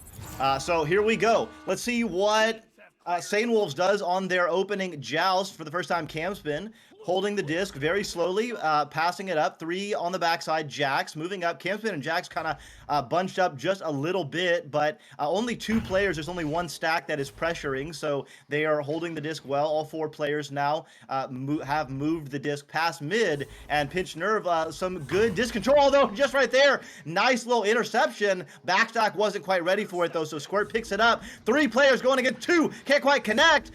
The pass goes to the nest, an opportunity. What a juke, and oh, what a finish! Jax with the slam.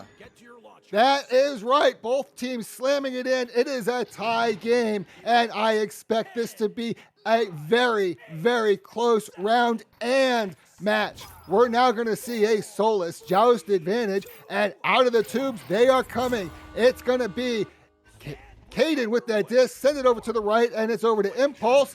Impulse is not able to control that disc. It's going to float free. It's grabbed by Narwhal, and the Sane Wolves passed it down to Jax. Jax is going to float around, get that stack partner, send it through the right tunnel. Oh, but it's going to be grabbed by Caden, who sends it right back into the blue bubble. And here they come. Oh, no. It's grabbed by Hunavali, who sends it back out of the bubble, and Jax sends it further out. It's going to be, it's a floating disc. It's grabbed finally by Squirt, but Squirt's going to send it right back. It's in that trap area. Camspin, he's able to recover it, send it through the left tunnel. It's over, but no. Impulse wants to send it right back. It's going to bounce around that geometry. It's a race once again. Caden is able to send it in toward the blue bubble.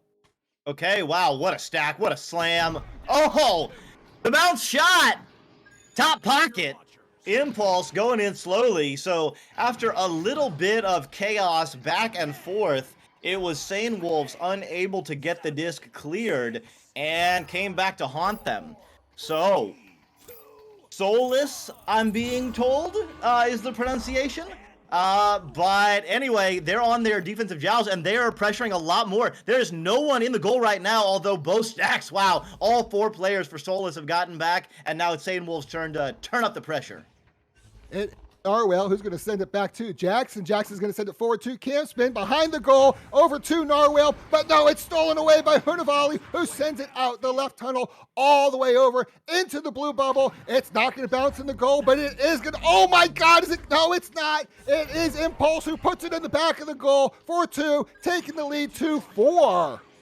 Wow, almost got the iconic triple bounce off some Geo, off the shield, and then into the goal, but it wasn't to be yet.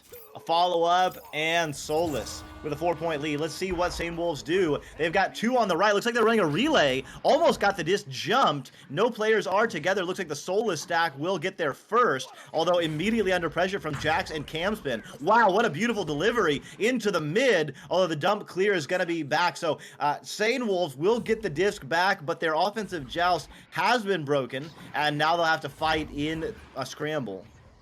It's gonna be for the disc once again. It's Jack sending it into the bubble, over to Cam Spin, into the goal, shrinking their deficit to only 2. And I've got to say, those St. Wolves stacks are absolutely insane. Oh my God, how they fly across the arena. So we're going to see a Solus joust advantage. I hope I said that correctly. And out of the tubes they will come. It's going to be Caden with the disc, going to pass it over to the right into the tunnel, grabbed by Impulse. Impulse is going to send it across and get stunned. It's a free floating disc. It's the St. Wolf stacks are there. It's Narwhal. Narwhal sends it over to Jax. Jax sends it to the floor. It's going to bounce around that middle area. It is finally grabbed by somebody who slaps it out into the orange side. It's once again floating, but Squirt is there. Squirt grabs, sends it over to Narwhal. Wow. Narwhal behind the goal, over to Campsman, but no, it's stolen by Hunavali and sent out to the left tunnel. Beautiful juke there by Narwhal. Had the open goal, pass to the teammate. Nice work. Hunavali going in. Impulse! Oh, wow. 2-on-1. Goalie had no chance on that one. So that's a classic Echo Arena. You know, you get an opportunity on the offensive end and it doesn't go quite the way you wanted it to, and you're turning around and the other team is scoring on your goal. The game moves so fast, and that was an example there. Could be 6-6 and a tie. Instead, it's 8-4, and with 4 minutes left, Solus is again pressing. Their defensive stack has broken the offensive joust of St. Wolves, and now they got 4 on the floor. Let's see how they move it. Keep going. Oh, Valley! No respect. The 6-meter 3 in the left side. Not quite a pocket, but it was a good finish from Hunavelli. Saw the open opportunity, and Solus on a little bit of a run after going Solace. Everyone's saying Solus, Solace. It's Solace, but Loosey Goosey Dash saying Solus. I don't know. Someone let us know. You know, I'm just a caster, y'all. You tell me how to cast. Jax on the backside, Cam's bit a little too casual, but Jax with the fadeaway flip in. Nice work, and bringing St. Wolves back within 4. That's right. It is 10-4, and we have 3.5 minutes left. Sorry I dipped out there. I had a little crash issue, had to recover from. It's going to be another Solus joust advantage. The disc is grabbed by Caden, sent to the left this time over to KJ. KJ sends it across over to Impulse. Impulse resets it back. Oh my. But it's not caught. It's a free floating disc, and here come the stacks. It is recovered by KJ. They are able to send it back out through that right tunnel, but maybe not. Squirt's able to grab the disc, sends it over to Jax. Jax loses the disc to a stun. It's KJ once again sending it across the middle, and the stacks are chasing it. Oh, 3 points, 62 meters. What a beautiful goal. Oh my. I was not looking. I don't know if Wonder caught that. I'm looking on the replay. Absolutely. Wow, what a shot, Wonder. What a shot. Look at that replay. Absolutely beautiful. Very nice camera work there. Catching it all. That goal is wide open. The flick. Oh no. Just a little bit wide. Bangs off the iron. KJ Timpa and Hunavelli are together. They do deliver the disc low, so it's a bit of a scramble. Up 7. A score here could very well do it. And oh my. The respect by Hunavelli. I wasn't sure if that was going to go in. Tough angle for Impulse.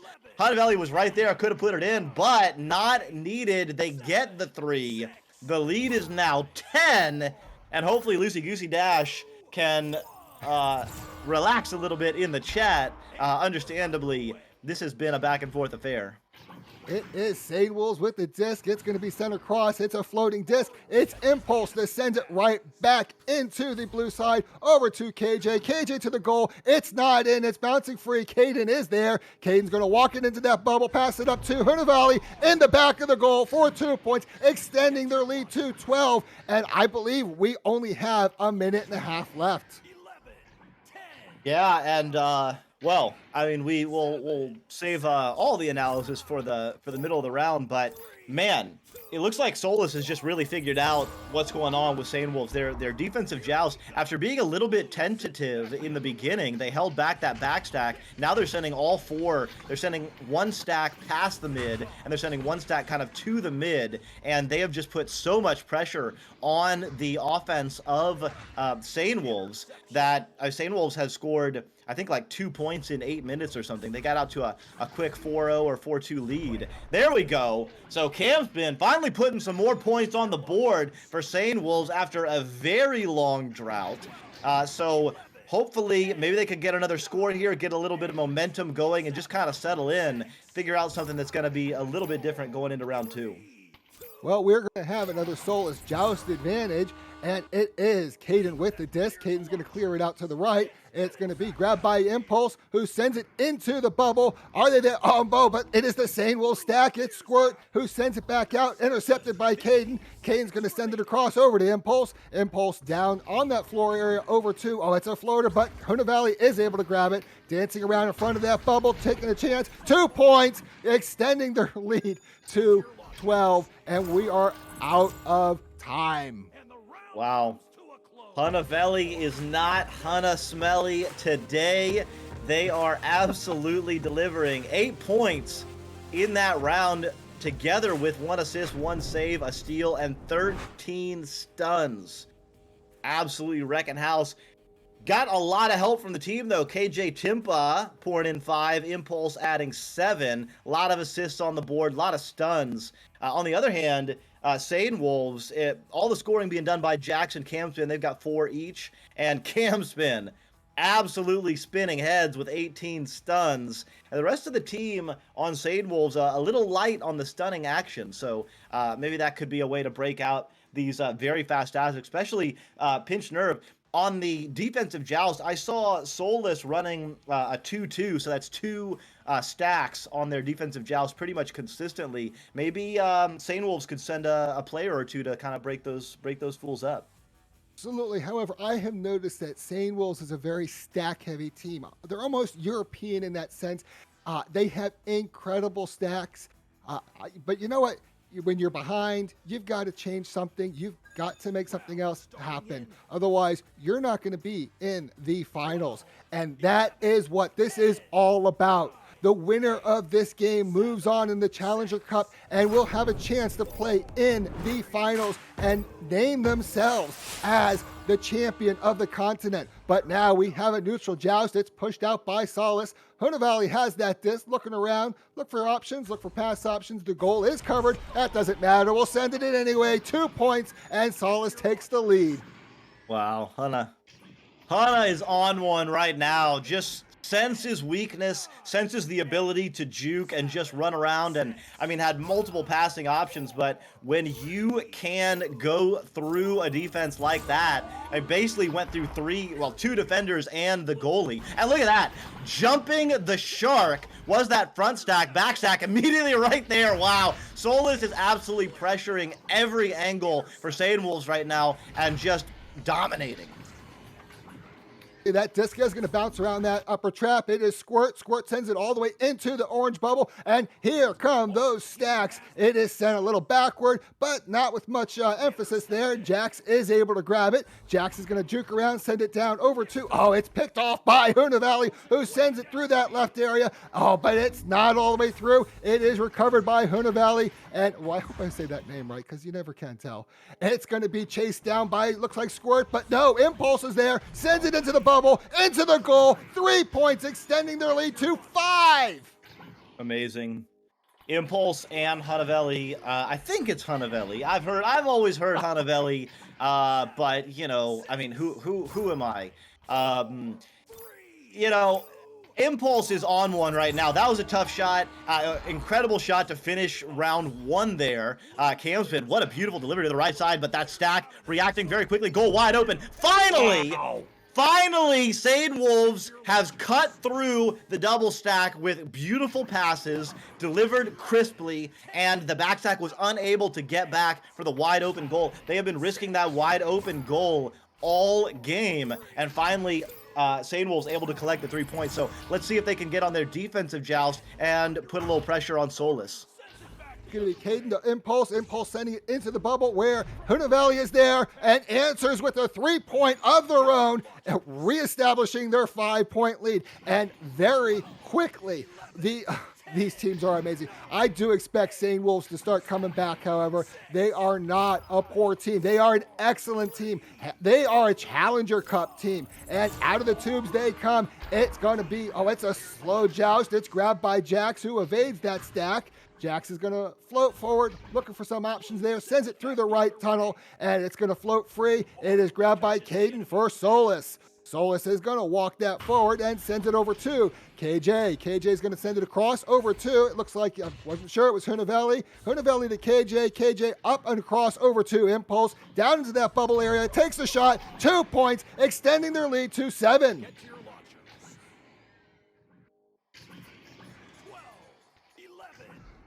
And I believe my co-host is muted at the moment, so I'll keep going. It's going to be an offensive joust by the Sane Wolves. And out of the tubes they come. It is going to be, looks like Camspin with the disc. Oh, but it's intercepted by Impulse. Oh, but Sane Wolves is able to get it back. It's Jax. No, it's Hunavelli under the shot. Oh, it misses the goal. It's back out of the bubble. Who's there first? It's Jax. A lot of stunning going on. It's finally recovered by Narwhal, who sends it out of the side, all the way across into the orange bubble. Impulse is there, who sends it right back out. Yeah, nice work in the mid there. Gonna take a shot. Oh, wow. Not much real estate to work with. Hunavelli getting a hand on it. 2 players fighting for it. Kaiden gonna pass it up. Hunavelli, a little bit of disrespect. And the goalie said, come on, man. This is Challengers Cup. You can't quite work with that. Although right back at it, Hunavelli gonna go in. And this time, yes. Beautiful finish. 18 meters a second from 6 meters out. I'm no mathematician, but I think that's a third of a second from the hand to the goal. Very little time to react. So 9-point lead for Solus, and having won round 1, 5 minutes to go, Sane Wolves better step it up. Absolutely. It's going to be Joust. It's going to send out to the left over to Narwhal, who sends it to that trench area, but there's nobody there to catch the disc. It's going to be a little struggle there. It's still free floating, and that is amazing at this level. It is Narwhal who does get the disc. It's going to be passed down over to Camspin. Camspin into the bubble over to Jax. Jax is losing it. It's floating free. It is Jax once again, but no, Jax gets stunned out. Squirt is able to recover, sends it back across. It is Narwhal. Narwhal loses the disc once again, and we're racing for the disc. It looks like Solus is able to grab that disc, sends it out through the left tunnel, and here come the stacks once again. Oh, it looks like the stack was broken up. It's Impulse with the disc right there and just drags it in very gently. Yeah, that was about the slowest goal that you'll ever see at this level. Just a lot of stunning in the background and some good comms that let Impulse know they had all the time in the world. So, window closing on the hopes for Sane Wolves. I mean, you gotta give the respect, like, I mean, you can't go 5 levels down, and Sane Wolves would be mercying teams, you know, that are ranked, well, probably would mercy my team. If any Echoholics are in the chat, I didn't say that. But anyway, lots of respect for Sane Wolves. They're playing extraordinarily well. Solus, just a little bit too much right now. Yeah, no comment about the Echoholics. It's going to be Sane Wolves, and Camspin spins it down to the bottom trench area, into the tunnel, and a lot of stunning going on. Jax was able to send it free, but it's floating in that mid area, and Caden has it and sends it back into the blue bubble. But here are the stacks. It's Jax with this. Oh no, it's stolen. It's free. It's anyone's disc. It's still floating. A lot of stunning, a lot of stealing. It's going to go into that right area. It's finally Impulse who is able to grab it, sends it across to KJ. Caden. Caden in front of the goal, 3 points, extending their lead to 17 with 3.5 minutes still remaining. All right, and as Sir Dimly would say, Kaiden got the scoreboard bingo on that one. Turned a 0 into a 3 on that shot. So all we need is a save from Impulse and KJ Timpa, and we got the whole board going. But nice to see Kaiden getting involved in the scoring action. They've been doing a lot of hard work, but yeah, always good to get your name on the board and hear those tunes rocking. Hanavelli with the disc. So it's Kaiden. I've been saying it wrong this whole time. Wow. It could be Kaiden. It could be Kalagabagadin. I don't know. I'm just saying Kaiden. It was Impulse with the disc, but got stunned out. Oh, but it's a fight for the disc. It's Impulse passed over to Kaiden, whatever. It's over to Hunavelli. Hunavelli's going to back up, take a look at some options. You know they're looking at that Mercy. You know they're paying attention to that scoreboard. It is Narwhal who is able to grab the disc and sends it all the way out through that left tunnel. And it's Jax with the disc into the goal. No, it's not going in. It bounces right back out of the bubble. Caden is there, sends it across over to Impulse, looking for that mail slot, but no, the shield's in the way, and Campspin is able to grab it. It's once again in that trap area. Here they come. It's Kaiden. It's going to be sent over to KJ. KJ's looking for that 3. No, it's not there. Hunavelli outside the bubble, going in, taking the shot too high. Oh, but it's going to be grabbed behind. Who has it? Who has it? It is KJ. KJ over to, I'm not sure who, but it was Impulse who put it in for 2 points. It is now a 19-point game with just under 2 minutes remaining. Impulse with the one-timer, the slap shot. Beautiful finish. Just having fun out there. Soulless, no reason not to. Now they've sent is this a 1-2-1? No, it looks like they just maybe got broken up. Middle stack, I'll call them. Hunavelli moving up. This could be it. Kaiden with the pass. Oh, I'm jumping in, but Hunavelli, who else? Match over. And that is a Mercy. That is a round win, and that is the match. Solace will be moving on in the Challenger Cup. Sane Wolves, it was great watching you play, and I look forward to next season. Yeah, nice work. I mean, I'm not sure what the season goals were for Sane Wolves, if it was to get to CC, if it was to get to Master, but congratulations getting this far. I mean, truly one of the best teams in North America, one of the best teams in the world. If you look at the Master Tier teams, you will see even Master Tier teams get mercied, y'all. Even Master Tier teams get mercied. So no reason to hang your head, Sane Wolves. I know it's probably not the ending you were looking for, but congratulations on a great season. And yeah, can't wait to see you probably stepping it up even more next season. And yet, Solace, moving on, they do have one loss that kicked them to the lower bracket. But with that win, they do keep going. They will face the loser of Overkill against the Neighbors. Won't make a prediction on who that would be. But it's win or go home for Solace, the way out. Pinch Nerve, do you know, do we have our next round's matchup yet? Not as far as I'm aware, although I've been too focused on this game, and I just can't stop thinking about November 20th, because that is a day nobody is going to want to miss.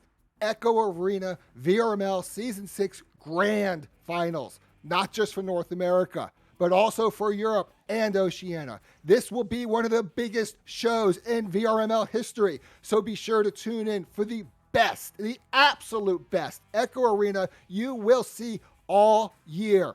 That will be November 20th. I can't wait. It's gonna be insane. It's gonna be insane. I mean, you got the Neighbors coming up.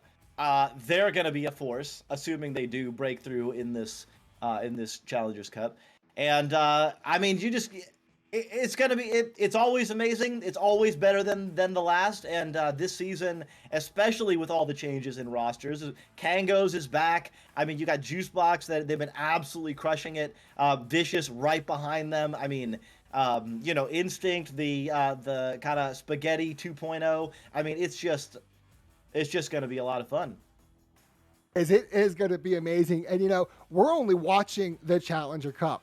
The two teams that come on top of this just cup, they're going to be in the master tier, but not for long, because right after that, we start the finals, and we're going to see all 10 master tier team players, master tier teams competing in that finals. And I'm really, really, really looking forward to that.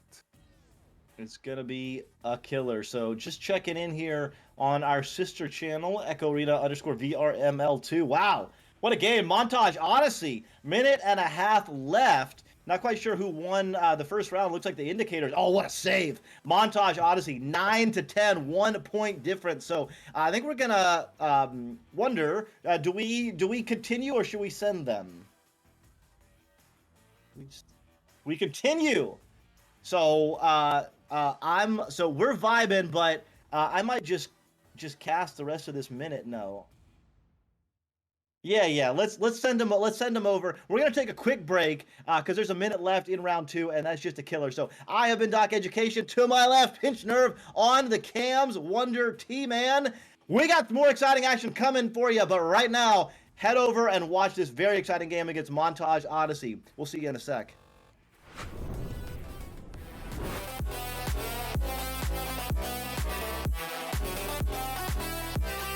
In here, I'm not sure what's going on here.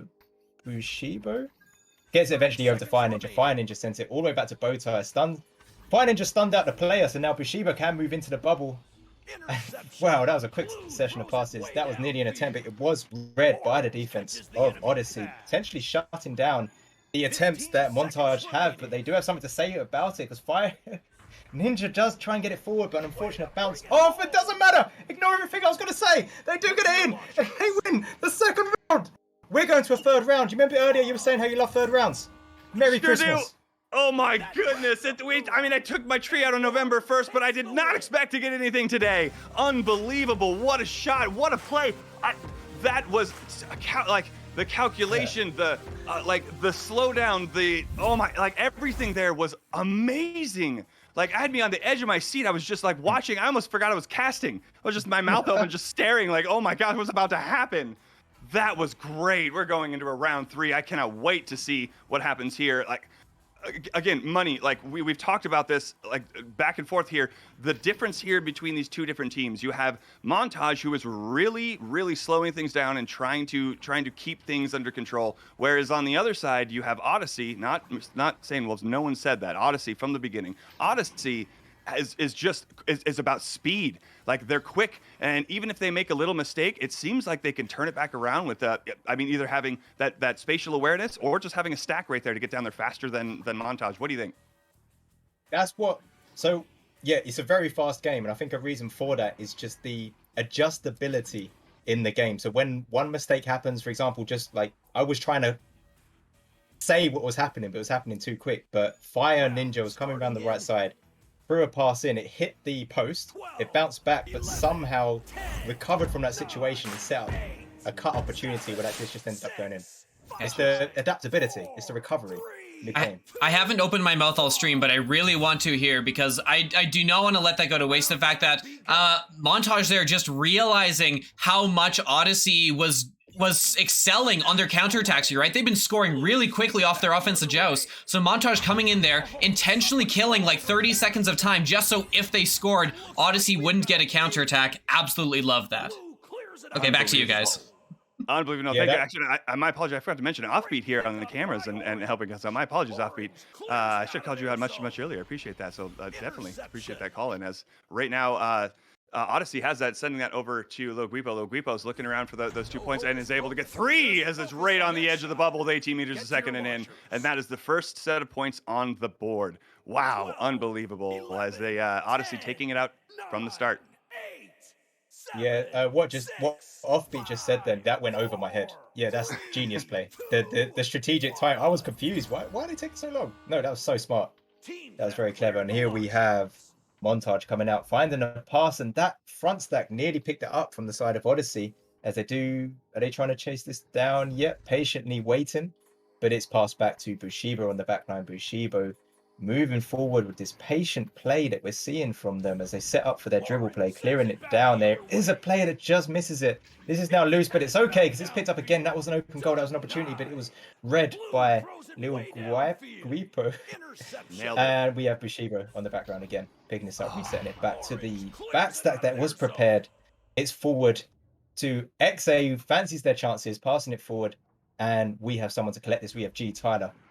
Wow, what a cut into the bubble, just on the edge underneath shield. It was picked up, but it's not the way they want it. As it's now a loose disc being fought for to collect it, and now it's back on the back line with Bushibo. Wow, that was amazing. Yeah, as Fire Ninja sends it over to XA, and XA sends it up, and it is in. What a pass! That you just mentioned it before. Just like those cuts, those clean passes. That was another one right there, just by the edge of the goal, picked up by Fire Ninja, slammed in like they've been doing this all day long. They probably have been doing this all day long, and you can tell again this level of play, this style, this league is like it's unbelievable. As Odyssey's going to come back, as Unsound takes that QB, sends it over to Mamba back over to Fries back to Mamba, playing catch. Gotta love that as the offense heading back up, and oh goodness, Lil Guipo's already right there. Is he gonna get that in? He's a bounce shot. Oh, a bounce shot off the wall as the goalie was expecting a throw to the floor. I don't think so, says Guipo. That's 2 on top of your head. Nicely done. Very nicely done by Lil Guipo there. 2 more points on the board. Odyssey find himself in the lead again. Let's see if they can keep it for this 3rd round, as we have Montage coming out now with the Jazz. We have Yoshibo passing it over to right tunnel. G Tyler collecting that, trying to get it up at the back stack. Read that. Unsound got a hand on that, I believe. Passed it forward. We have Crispy Fries for a second fighting for it, and now we have 4 or 5 players trying to get this disc in the direction they require. G Tyler is the one to pass that forward, and we have a loose disc in the bubble. Defenders do get a hand on it, but now we have G Tyler again holding that, passing over to his teammate. Fire Ninja does get beaten to it, and the defense are looking to clear this out. This is just back and forth, just punch and steal and punch and steal. Like, this game is supposed to be about passing and teamwork, not punching and stealing. Actually, punching and stealing is totally part of it. But this is just unreal, this play. Again, like, the adaptability that you mentioned, like, Montage really does have to adapt to that speed. As right there, 1, 2, 3. There's 3 Odyssey players coming in as they are up and in for that 3. It is good!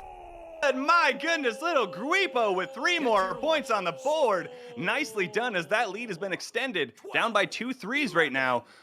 But I mean, it's definitely doable. Lots of time to come back. But goodness, that play, oh, just amazing to see. Yeah, Lil Guipo doing it again, and that is a 6-point lead now. So they're feeling a bit comfortable, but there's still just under 6 minutes to go. Let's see what happens as G Tyler picks it up on the wall, sends it down to XA back to the QB. We have Bushibo, and we're just going around in circles now. Look at this. Look at these passes. This is over to XA. XA clears it down, and the stack was ready. The stack was there in time. Picks this up. This is Bushibo looking to challenge the bubble. Decides to back out. He says, bad bubble, bad bubble. Tries to get the pass on clock. A shot coming in from the back line, and it's dinged out as a loose disc, and they're looking to collect this now. Blue team has the disc. Those saves, that was 2 in a row. I believe that was Unsound, who again is unbelievable right there in between the goal. Like, that's just unreal. As Little Guipo has that above the goal, and XA is able to get that recovery as it's just missed by that shot and is sent all the way back down over into Odyssey side, but the Fries is right there for it, sends it back down to mid as Bushibo's ready for it as well. Looks like it's just, again, back and forth playing a little catch as Bushibo moving up, and again, here we go, slowing things down just a little bit, but not too much more. Oh, off the face of Little Guipo. Coach did say get your head in the game. That's one way to do it, as Little Guipo is able to save that, and that shot was just a bit high. Oh, as it's going to be picked back up from Fries. Fries is going to look to get that out, but no, XA's ready for it, steals it right out of the hands of Fries, and a nice dodge, and look, slowing it back down and getting back control of the disc as Bushibo has it and is looking for an open pass. Yep, Bushibo's playing a great mental game on the backline, but wow. As I say that sentence, the time it takes me to say that sentence, they make 2 passes and a goal. A slam dunk. Was it a slam dunk? If not, it was under 0 meters away from the goal. What a turnaround. And we're seeing pools come in here. It appears we have a player dropped out there. Oh my goodness, that was amazing. This play is just, this game has been intense, like back and forth, and not just intense in the sense of just because we're seeing crazy stacks, we're seeing some fast play. We are seeing fast play. I want to say it's necessarily one-sided, but predominantly more from Odyssey than we are from Montage. Montage keeping things a lot slower. However, they definitely have their speed when they want to turn it on. You saw that slow plays coming up as they were passing things around, keeping it slow, and then all of a sudden they threw it up and ahead and didn't have anybody there for it, and a stack just flew in out of nowhere and picked that up and took that in. So you can see Montage knows how to knows how to take care of speed and can be a part of that speed game, but they are really just trying to play a different game and play the game of control and pass and really trying to dominate the disc. So it's amazing, absolutely amazing to see so far. Yeah, I'm really impressed by that. You said it. You said it. The like they can slow down the game. We've seen them play very slowly, but then suddenly they can just pick it up, and their ability, their dribble plays. So either the two stacked players dribbling themselves, or someone else sending it, and that stack being ready. I mean, the communication you need to do that is great to see. It's great to witness. It really is like it's unreal. Speaking of other things that are unreal, one thing I would like to do while I have the moment. I definitely like to thank our sponsor, StyrianProducts.com, for their continued and passionate support of VRML and VR esports. If you'd like to thank them, you can head on over to AstyrianProducts.com and you can use the code VRML50F Fasterian 50 5 off, off 5 off, Asterion. 5 off. Sorry, that looks like I do 5 off Asterian to get $5 off any order over $20. That's VRML 5 off Asterian to get $5 off any order over $20. Oh man, I'm so excited to see what's going to happen in this next round. Ads are fun, aren't they? Like it is part of it, and I really do like Asterion products. I played on some Asterion mats and a few lands, and they're amazing products. But it always feels weird to be like, "Hi, I'm going to give you an ad right now, and you should buy this." But you should, because they do have quality products. It's just the weird balance between having to take care of like the casting and really getting into this game and really making sure this game continue to be supported. So this is a great organization. I really enjoy what it is we do, and enjoy all of you for hanging out here with us in this round, in this game, in this third and final CC Challenger Cup here for the VRML Season 6. Hey, speaking of Season 6, I said this is the third CC. Isn't there? If this is the final CC, what Mitch, is there any like what's the skin of the game right now? Like, why do I care so much about the CC and maybe the next couple of weeks to come? Well, the CC, the Challenger Cup, it's the final one, by the way. The final Challenger Cup. If you do well here, you're in Masters. You make it into Masters. Not Masters, sorry. Messed up. Finals. You make it into finals. And if you're in finals, you have a chance to be the best in, for this region, NA. That's a big deal. That's for the opportunity, the bragging rights, the badges, the prizes, everything that comes with that. It's possible here. And if they play fast when they need to play fast, play slow when they need to play slow, and perform the best they can do, then it's possible. And that's what this can lead to. That is what's on the line here. It's a big deal for these players. It really is. You're really right. And from there, over the next 3 weeks, not only you get to hang out inside of the Twitch and you can get opportunity to get some HyperX swag, but on the 20th, it's the grand final. So you've got finals and then grand finals. I think the difference between the two is a robe. I think when you go to the grand finals, you get a robe. You get to come out and you take the robe off kind of thing. And it's like a big, grander, more ball-like event. I think never been to a grand final, so I'm excited to see November 20th when it does come up. And if they do have like fancy robes, that would be amazing. If they don't, I'm not gonna be too disappointed, but I'm just saying I feel like chat, tell me if they got robes. I'm just saying. I'd like to know. Maybe we could poll what kind of robes, what color robes. Okay, I'm done with the robes, money. I'm done with the robes. I'm ready to watch this next round. I'm absolutely baffled by the speed of play. And we are about to see exactly what we're talking about as we are heading back into the match. That timeout is over as Odyssey is able to take that and is coming down with the disc, has that joust advantage, and it bounces all the way down to Bushibo as Bushibo takes that, sends it over to XA. XA is going to send it over to the tunnel and pick back up by Bushibo. Wasn't Bushibo just behind him? How did he get back there? I just blinked. What the heck? As that's sent back down over to, Tyler with that grab. That was like a no-look behind the back. done this before. XA, that communication sent down. XA is slowing it down. Looks like XA now is going to take over as Bushibo's moving up, and Bushibo taking a load in the back there as they're looking, got that long reset, and there it is. Sure enough, they were like, I don't like where I'm at. I don't like the speed that's happening up here. They look like they're bouncing around too much. I don't like this defense. Let's redo this. And so Bushibo now has taken that as a QB and sends that over to Fire Ninja. Fire Ninja trying to get it in, but taken away by Little Guipo. Little Guipo sends that all the way down. And, whoa, my goodness, as they pick it back up, and an easy 2 points that's slammed. Whoa. Okay, that was borderline. Like, clearly knew you had some time. I'm not saying they're trying to play the meta game and get in the heads of the other side, but I feel like that was a solid play. Oh no, 100%, 100%.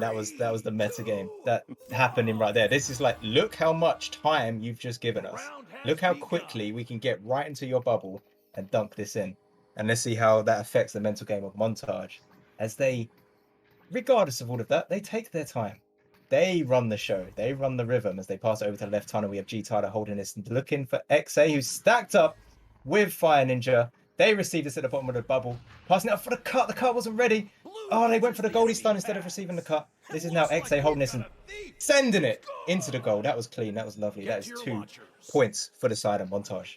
Oh my goodness, that steal was clutch right there as I picked back up and then taken back away. I'm telling you, again, I feel like Sea of Thieves is an appropriate way to express what is happening when these teams get grouped up, when it is all bunched up into the middle. You have no idea where that disc is going to come out. There's punching, there's stealing. It's great. As Unsound has it, and it looks like they're changing it up a little bit, at least on this go round. This round looks like they're keeping it nice and slow, as it's just a bit outside. Looks like that was a bit high, a little bit of an unexpected pass, but I think they're going to be able to pick that up. No, as G Tyler grabs that, but just misses as it's coming back around, and Fire Ninja able to grab that and sends that up and over as Bushibo. No! Oh my gosh!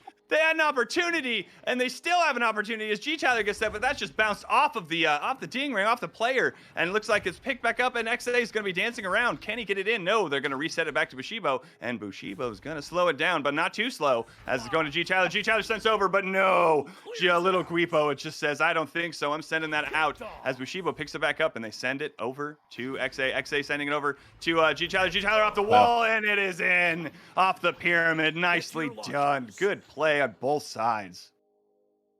Yeah, phenomenal defense there, but here we are with Montage now being the aggressor. Montage now putting the pressure on and just back to back having these attacks on goal, and finally one of them pays off. A lovely bounce shot off the backboard. But here we are with Odyssey coming forward now very quickly on the right. Relay as they already find themselves in the bubble after a couple of seconds, not receiving one of the passes below in the bubble, and that is collected by Fire Ninja, who clears this forward, and it's picked up again by another Montage player, and they are struggling to clear this out now. It's back and forth, stun. My gosh, as G Tyler sends it out, but again, yes, as Unsound is there for the respond. As that is picked up and sent over, Mamba sends it over to Little Guipo. Little Guipo again back over here to Unsound. Unsound going to take control of that. They've got 23 seconds left, and they've got 2 points ahead. It is, I mean, this is it. Right there, they need to get this, and they need to get down there now, and this is the opportunity as it goes, and G Tyler has that as he sends it down. Is he going to be able to get this shot as it goes up? Oh, there's 6 seconds. Oh, well, they're getting the 10. Oh my goodness, it is a 10-10 tie game. We are getting OT. I said it, I wanted it. This Christmas present has 2 parts to it. Oh my goodness, I cannot believe we are going OT after a round 3. Yeah, it's happening. I didn't know if that was going to happen, and it happened. It happened. They made it happen. They forced it. We now find ourselves in 3rd round OT. Let's see how this neutral joust plays out. Lights out and away we go. We have Odyssey collecting that first in the neutral joust. They already find themselves in the bubble while they're looking to close this very quickly as they pass over to someone who's cut ready and put that in. Crispy Cries cleans up there. Assist by Little Guipo. Wow.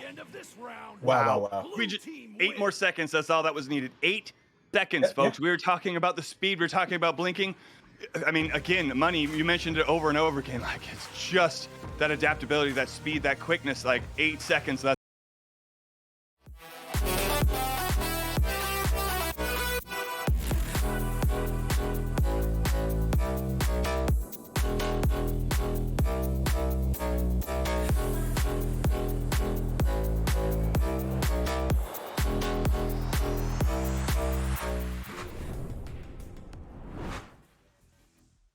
Oh, welcome back, everybody. I hope you caught the end of that 3-round OT matchup between Montage and Odyssey. Odyssey just barely edging out Montage. They will move up to the finals. They are 1 win away from punching their ticket. Montage going to kick down to the lower bracket. They will face the winner of this matchup that we have for you right now, which is Blackjack against Inversion. I am Doc Education. To my left, Pinch Nerve on the cams, the wonderful, as always, Wonder T-Man, and boy, howdy, Pinch Nerve.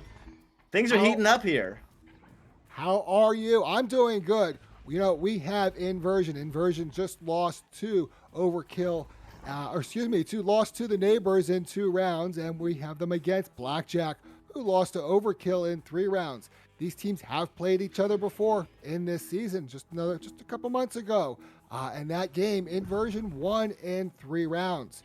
Inversion on the orange side is Phenom, Spoonpour, Mastaki, and Yuji. For Blackjack, we have Dwagon, Alien, and Salty Raccoon, and a yet-to-be-determined 4th player. Yeah, not sure if it's going to be Rip Red or Hoyo, not quite sure. Help us out in the chat if you know how to pronounce these names. We're always trying to find some system of getting people to let us know how to pronounce their names, but it's changing so much anyway. That's part of the fun, as far as I'm concerned. So yeah, we got almost everyone in the chat, but not quite everyone. But you know what that means, Pinch Nerve? That means this is a great time to talk about one of our wonderful sponsors, which is HyperX. And yeah, if you don't know, these dulcet tones that are coming at you right now from Doc Education are in fact coming from a HyperX microphone. I don't know if I can pick it up. I don't know if you can see this. It's beautiful. I got the full RGB setup going, so it does change and makes me smile. It just hangs out here on my desk and just I don't know, makes me smile. And people say it sounds good, and I mean I like to think that's because I'm so talented and such. But you know the microphone helps too. Absolutely, and you know what? Everyone can get 20% off MSRP if you go on to HyperX's website and you're in North America. Use the code HXVRML22. And with that coupon code, you absolutely can get 20% off that beautiful, absolutely pretty microphone. It is pretty killer. And Pitch Nerve, remind me, this is the Challengers Cup. What are they challenging for? What's all this headed toward? Well, the Challenger Cup takes the top teams from the VRML ladder and decides they compete against the lowest of the master tier, and the top winners of the Challenger Cup become the master tier. And it means a whole lot more, as this is the last Challenger Cup of the season, and whoever is left standing in that master tier moves on to the North American Finals. And that is where we determine the best team in all of North America.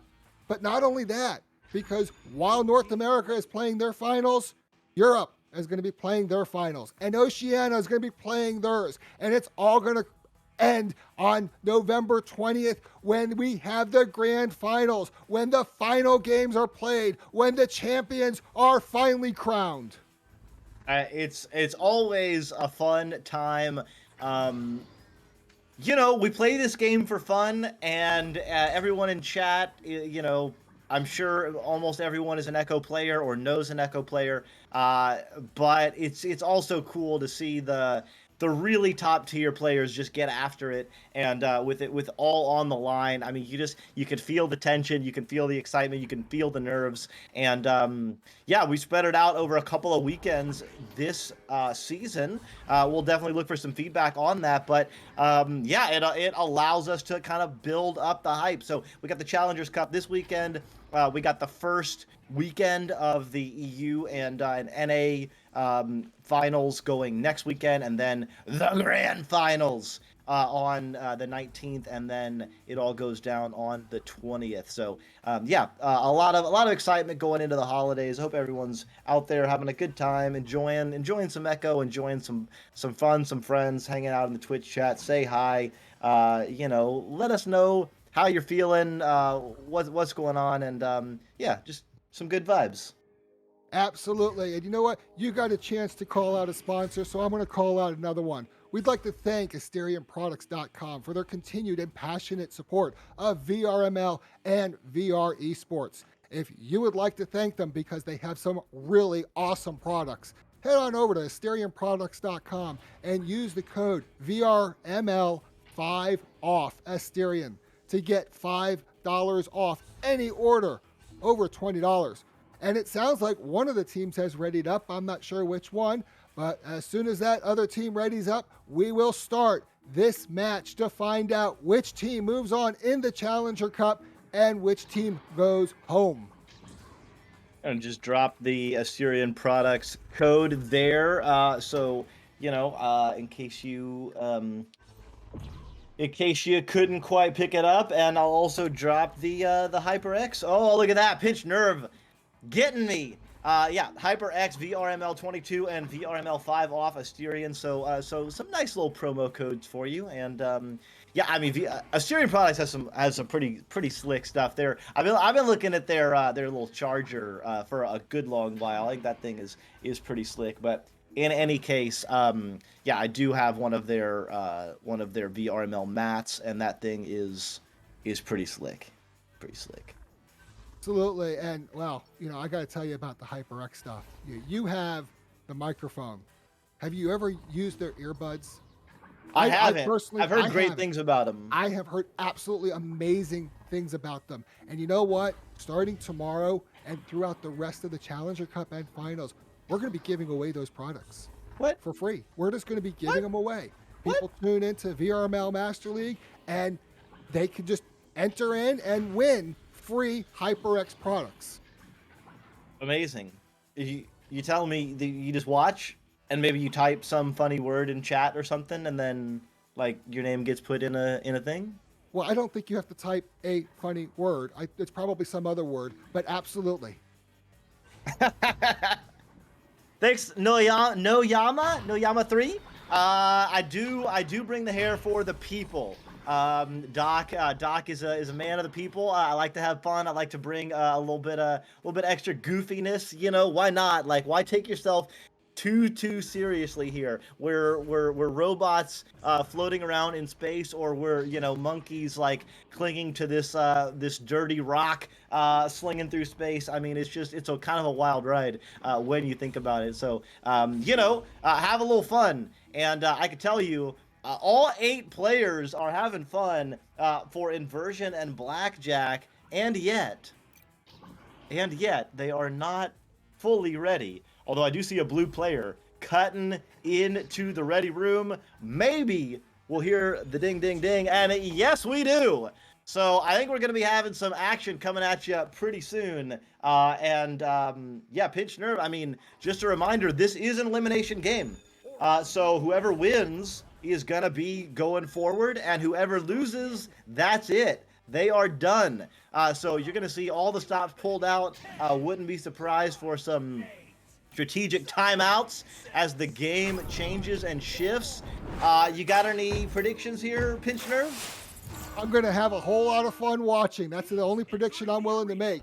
It is Inversion that knocks it out, but Blackjack is able to recover. It's going to be sent back. Oh, but it bounces off the geometry. It's Mustaki with the disc. Oh no, it's not in the goal. It's back out of the bubble. Dwagon is able to clear it all the way out through the mid, and here come the stacks. The stack overshoots. It is Alien with the disc, looking back, going to send it straight back through that mid over to Rip Red. Rip Red's going to gently walk it forward, take their time, slow it down over to Dwagon. Dwagon's going to walk forward and pass it up and over, but it's not caught. It's a free floating disc. Rip Red is able to grab it over to Salty Raccoon. Salty Raccoon passes it up to Dwagon. Dwagon's going to juke around, avoid that stun. Excellent work with those hands. It's going to be passed down to Salty Raccoon. Salty Raccoon moves forward, dodges, and passes over to Rip Red in the bubble. 2 points, the first 2 points of the round. Really, really nice patience there by Blackjack, just moving the disc up slowly and just firmly under control. Couple little mistakes, little missed passes, or just inaccuracies, but they had great spacing and great control, so they were able to react. Now Phenom taps over to the left side. It is a left side relay. Wow, incredibly fast delivery. Goal is open, 1-on-1. Oh my, Spoon Pour pours it in. 8 seconds later, what a rejoinder. Absolutely, and it ties up the game. We're only a minute and a half into this game. It is tied, and we're going to see a Blackjack offensive joust. And out of the tubes they come. It is grabbed by Salty Raccoon, who passes it up and over to Rip Red. Rip Red's going to pass it across. Oh, bouncing it off that ceiling, but it is not caught. It's an open disc. It's Spoon Pour with the disc. Going to send it into the bubble over to Yuji. Yuji's looking around for some options there. He's going to juke around, send it over to Spoon Pour. Spoon Pour is going to reset it all the way back to Mustaki. Mustaki's going to send it down to Phenom. Phenom's approaching backboard into the goal. They take the lead. They are up by 2.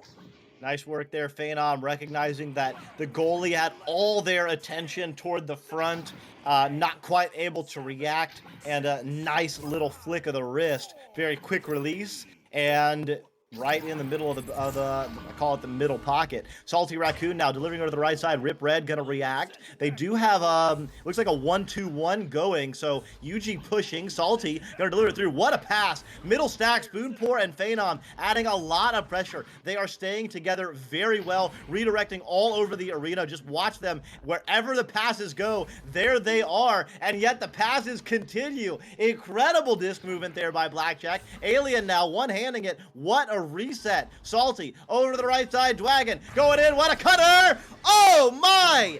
I couldn't quite tell. Let's see on the replay.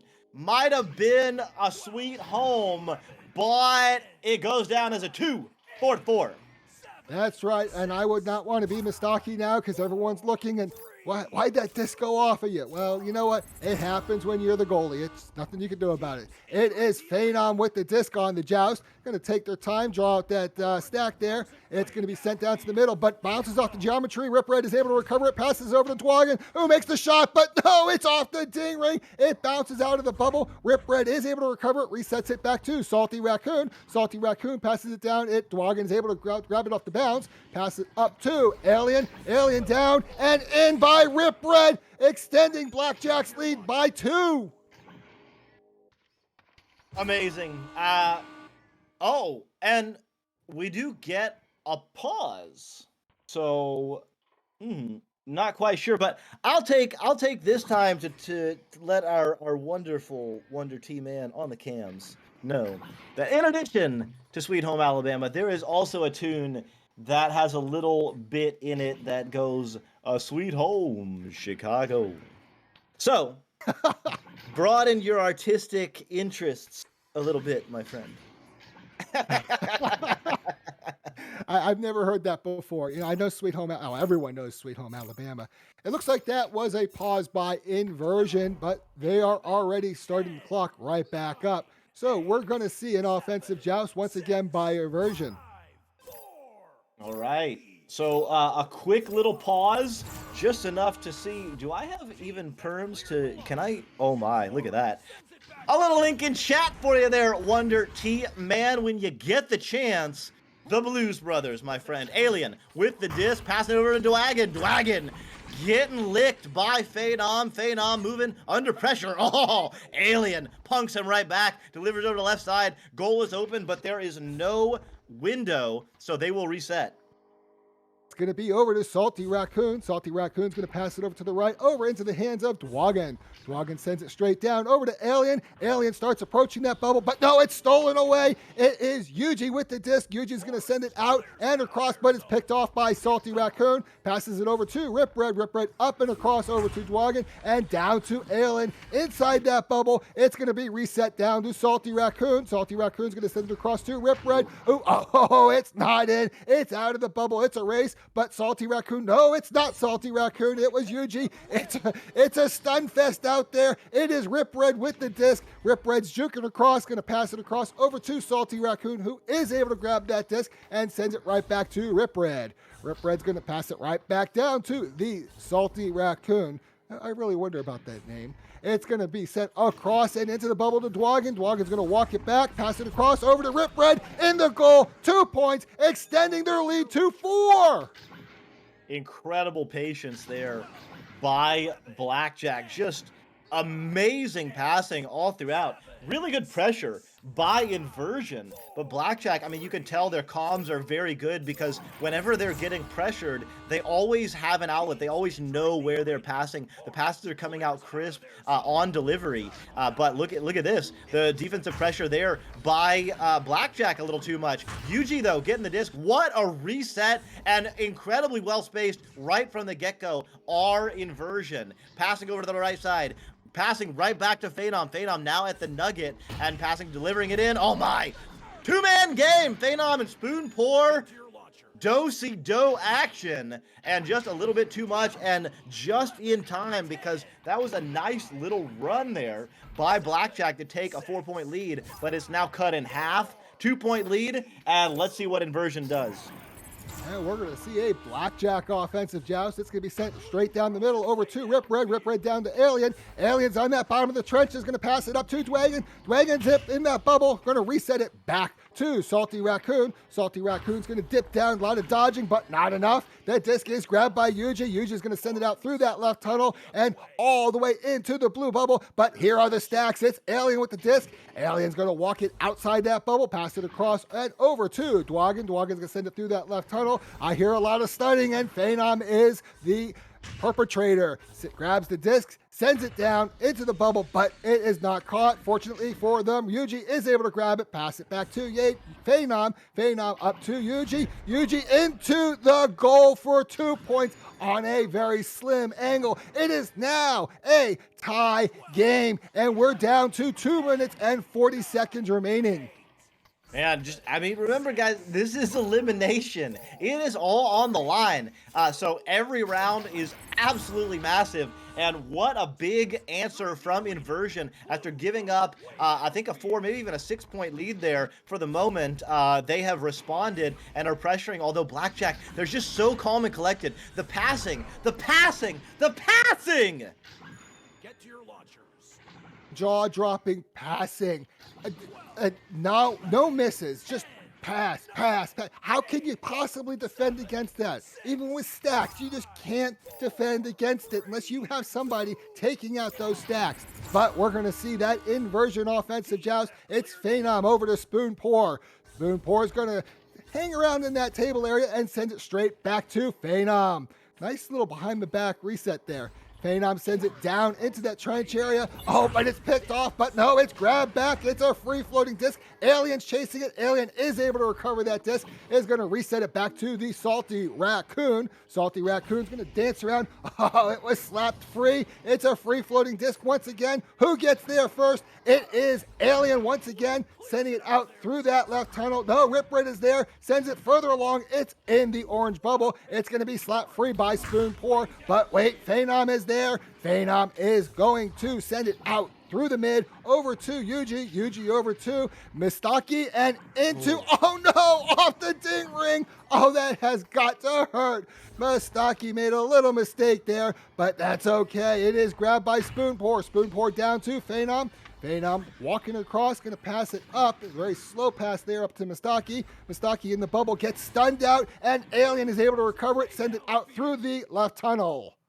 Yeah, time ticking down now. A score from Blackjack might very well spell the end of it. 2 points down, though. Plenty of time for Inversion. And I was going to say they have it under control, and they do recollect it. There we go. It's Phenom driving in. Trying to take the shot in the low pocket, but couldn't quite connect. Alien delivering it over to the right side. If that goes in, it is over. And yes, Rip Red with the big time 3. Ding, ding, ding. Round over.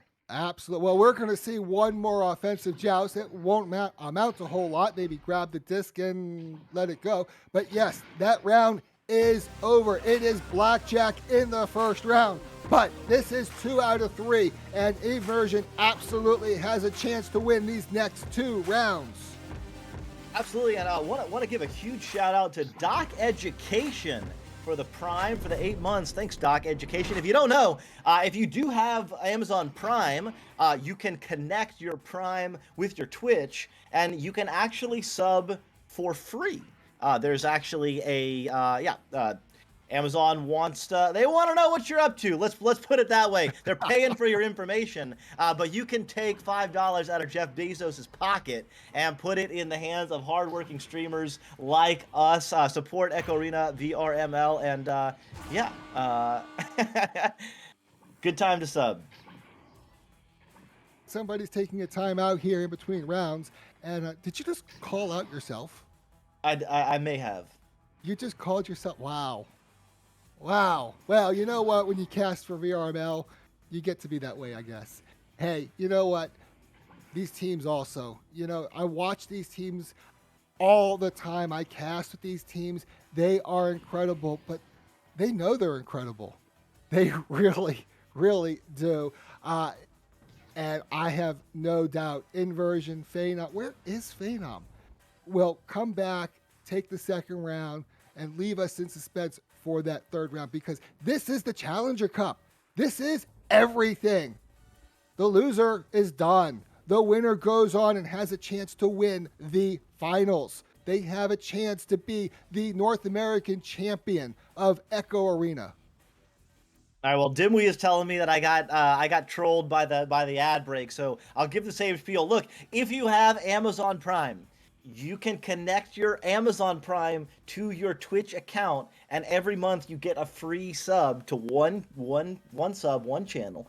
So if you just go to subscribe, you'll see a little button that says use Prime sub or something. It costs nothing. It costs literally $0, and you're taking money out of Jeff Bezos' pocket and putting it into the hands of hardworking streamers and creators and the whole team, everyone who's contributing to Echo Arena.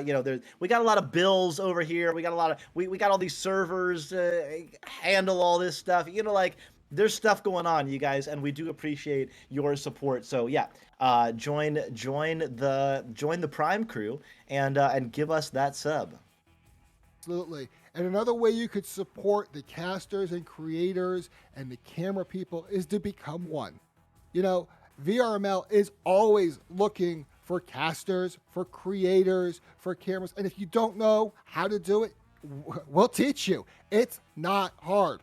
Believe it or not, just a couple months ago, I had no idea how to cast. And we won't mention that I still don't. But you know what? It's fun. You really want to do this job. It is an amazing job. And you get to see the best Echo Arena. And it is so exciting. It is. It is a lot of. That's why I do it. It's a lot of fun. I do love it. I do love it.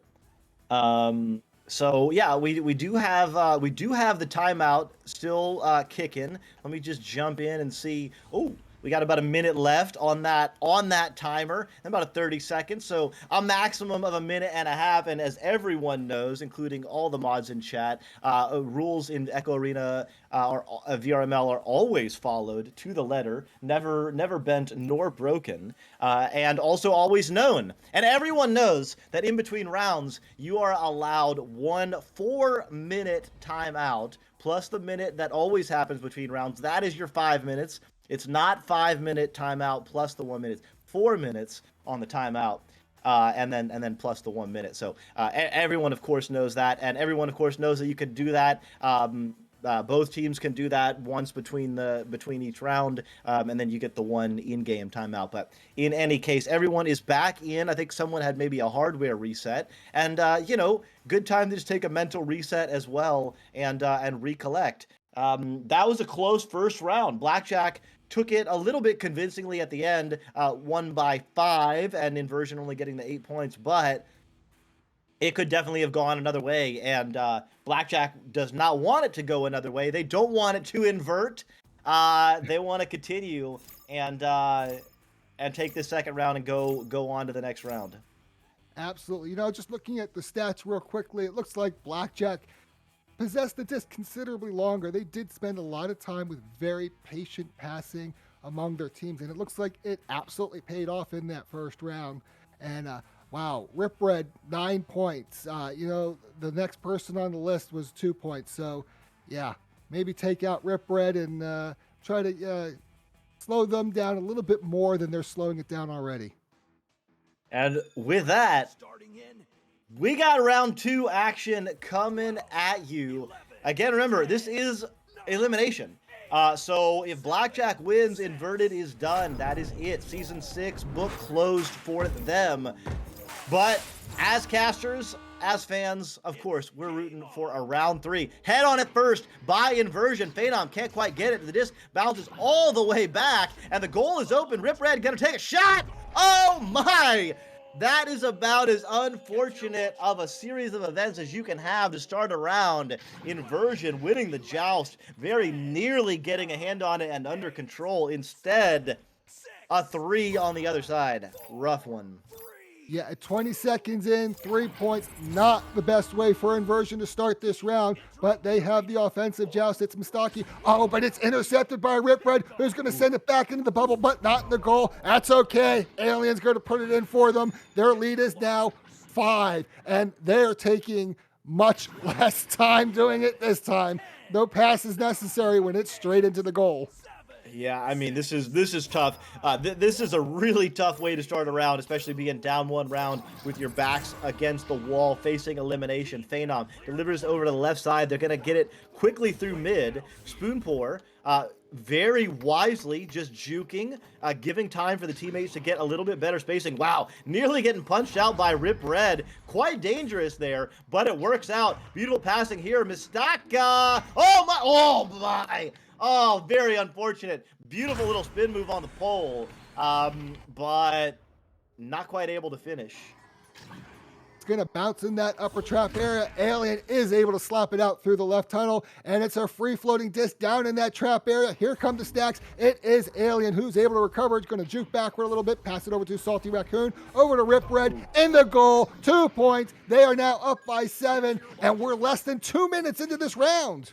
Yeah, it was a tough one. Goalie left all alone, didn't want to go one-on-one, tried to jump out and get that disc, but it was just a little bit too far away. That left the goal wide open for Rip Red. So, I mean, these are pretty easy collections here for Blackjack right now. Inversion getting a little bit unlucky, and just not quite able to execute like on that last one. I mean, this really should be 5-2, but just going for that pocket and hit the iron instead. So gotta keep it up.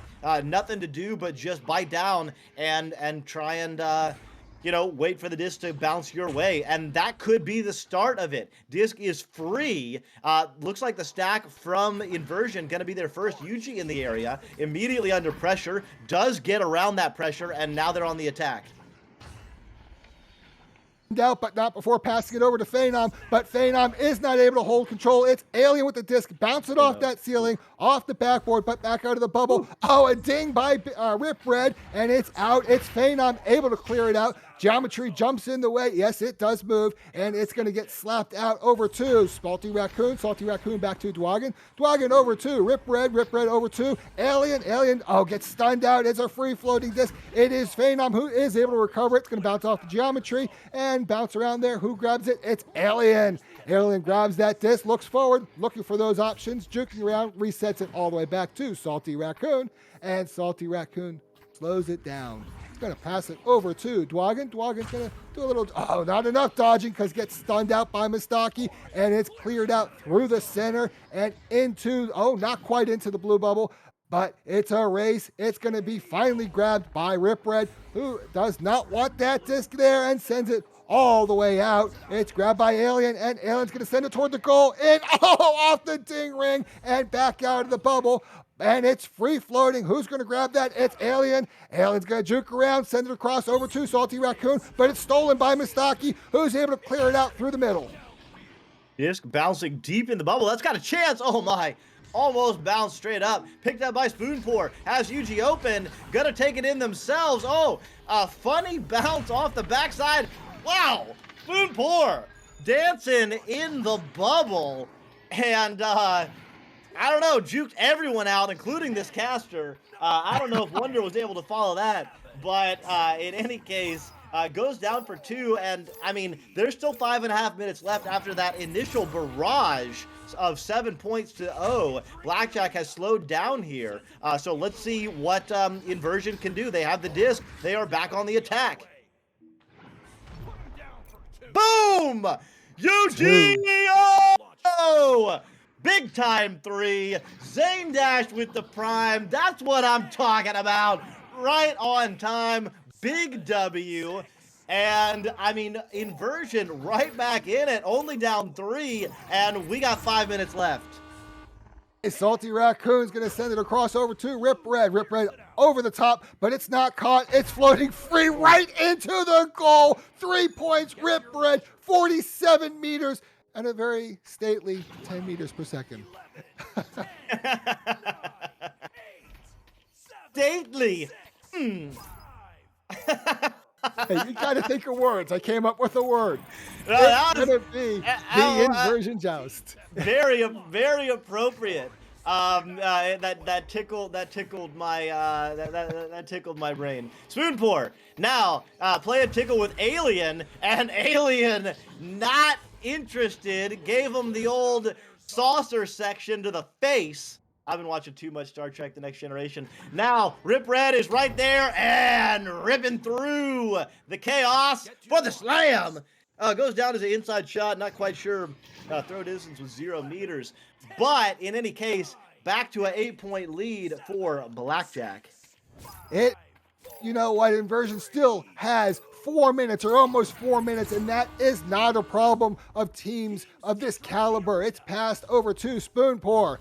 Spoonpour is going to bounce it off that table area. Oh, but it's not where they intended. It's grabbed by Dwagon. Dwagon's going to send it through that right tunnel, and it's going to be yet another stack rate. The stacks are forming. Here they come. Who gets there first? It's Rip Red. Rip Red is not able to control the disc. Gets stunned out by Spoonpour. Spoonpour sends it down to Phenom. Phenom's going to look for some options, probably waiting for their teammates to get a little ahead of them, so they have that passing option. And it's going to be across into the right tunnel, but it's picked off by Rip Red. Rip Red's going to send it across all the way to Alien. Alien down to Dwagon. Dwagon's going to back up and try to juke out, reset it back to Salty Raccoon. And Salty Raccoon's going to once again slow it down. We have 3 minutes remaining. It is Dwagon. Dwagon over to Alien. Alien's over that goal, looking for options. Going to dance around, put it in. 2 points, extending their lead to 10. Alien having a little bit of fun there, and absolutely barley fought. Blackjack does mean business. I mean, the thing that's impressed me the most about Blackjack, they have just been so calm. Their spacing on offense is so good. Their passing is so good. They're so willing to pass backwards, and with that backwards pass, gain control. I mean, it's just been really a clinic in, I would call, like, textbook meta bubble offense. Like, I mean, this is what you want to be doing. You just want to always be in control, slowly moving like a boa constrictor and just squeezing the life out of the opponent. This is what, I mean, nothing that Blackjack has done has been particularly incredible in terms of like wild juking, wild passing. I mean, look at this. They're just getting such easy finishes. Just one player goes to cut, one player knocks out the goalie, one player delivers the pass, and it's an easy slam dunk. I mean, that's just a lot of fun. It's just a lot of fun. Well, it's not a whole lot of fun for Inversion right now. They are down by 12, and absolutely, Blackjack is showing a clinic on disc control. They are doing an extremely fine job. But now it is Spoonpour who's going to dance around that trap area, pass it forward to Phenom. Phenom resets it back to Spoonpour. Spoonpour floating forward, looking for some options. And, oh, it's stolen away by Dwagon and sent out through the middle. And once again, here come the stacks. It is Rip Red once again. 2 points, taking their lead now to 14. 18. Oh, wow. I cannot believe it so quickly. We still have 1 minute remaining. Yeah, and unfortunately that 1 minute, not enough time for Inversion to invert this round. It will go down round 2 to Blackjack, and that will mean that Blackjack will move on. They will push forward into day 2, and meanwhile, Inversion gonna have to close the book on season 6 rather. Quite unfortunate for them, but they put together, I mean, an incredible fight. Blackjack just a little bit too strong in this one. Orange team takes possession. Inversion, they're not done yet. They're still in that arena. They're still fighting. They want to say, hey, we're not done yet. That's it. But you know what? They are running out of time. It's Rip Red at the disc over to Dwagon into their goal for an exclamation point, taking their lead to 16. And now the extra points don't really count at this point, but it matters to Blackjack, and I'm sure it matters to Inversion. And at this point, Inversion will be, for lack of a better term, going home. It's true, although I did make the score quite nice at 420. So nice way to finish there for Blackjack.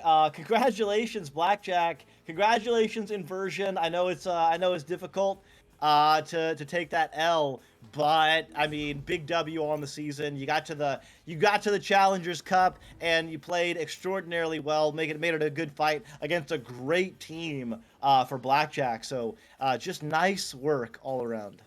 Absolutely.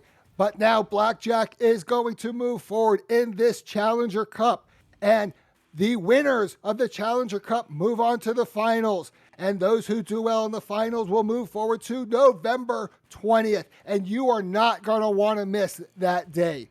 Echo Arena VRML Season 6 Grand Finals for North America, for Europe, for Oceania. This will be the biggest show in VRML history. So be absolutely sure to tune in for the best of Echo Arena you will see all year long. November 20th. It's going to be amazing. Yeah, November 20th is the grand finals, but yeah, it all begins next weekend. We got action on Saturday and Sunday, both weekends. So we got the 12th, the 13th, the 19th, and the 20th. Just, I mean, it's just such a fun thing to watch, be a part of, join the Twitch chat, hang out, vibe, get your snacks, get your drinks, whatever you're doing, watch TikTok at the same time. I'm not judging. I might have done it once or twice. Just have some fun. That's what we're all here to do. So just checking in on the bracket on this Challengers Cup. Out are Inversion and Sane Wolves. Everybody else still alive. So we got Odyssey against the Neighbors going tomorrow. That is, whoever wins that will punch their ticket. Whoever loses that will have to face the winner of the lower bracket, and that's going to be one of Overkill, Solace, Montage, or Blackjack. So a lot of people are going to be on the ropes. There's just going to be, I mean, every game tomorrow is either elimination or ticket punching action. So a lot of fun. The Neighbors probably got an inside track on it, but you never know. And everybody else is going to be fighting hard as well. So can't wait for that. So yeah, lots of exciting stuff going on. Absolutely. And if you don't want to watch the games, there's another reason to tune in. We're giving away HyperX products starting tomorrow. So, hey, you're not interested in the current game? Don't worry about it. Tune in anyway, watch the game, win some awesome HyperX gear. Totally. Yeah, everyone in the chat, smooth in the chat, recognizing the very nice score that we had in that last round. But in any case, I think it may be time to close down this stream for the evening. Anything you want to say before we close out there, Pinch Nerve? I just want to say good night, and hey, great game, great casting with you, and Wonder Team Man, as always, you are awesome on the cameras. Thanks, everybody. So yeah, with that, I have been Dog Education. To my left, Pinched Nerve, and on the cams, the mighty, the amazing, the perhaps slightly uncultured Wonder T, man. But he's gonna watch that video. He'll catch up soon. It's all good. It's all good. It's all good. We love you guys. Have a good night, and we'll see you tomorrow for the exciting conclusion of Season 6 VRML Challengers Cup for Echo Arena. See you guys.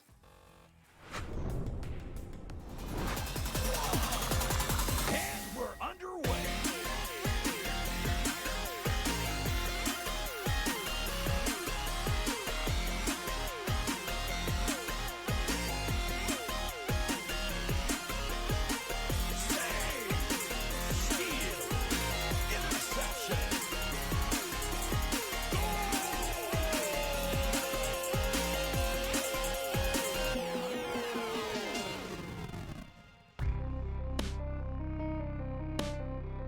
VRML Echo Arena is brought to you by HyperX, Asterion Products, Border Foods, VR Cover, ProTube VR, Rebuff Reality, and VRware.net.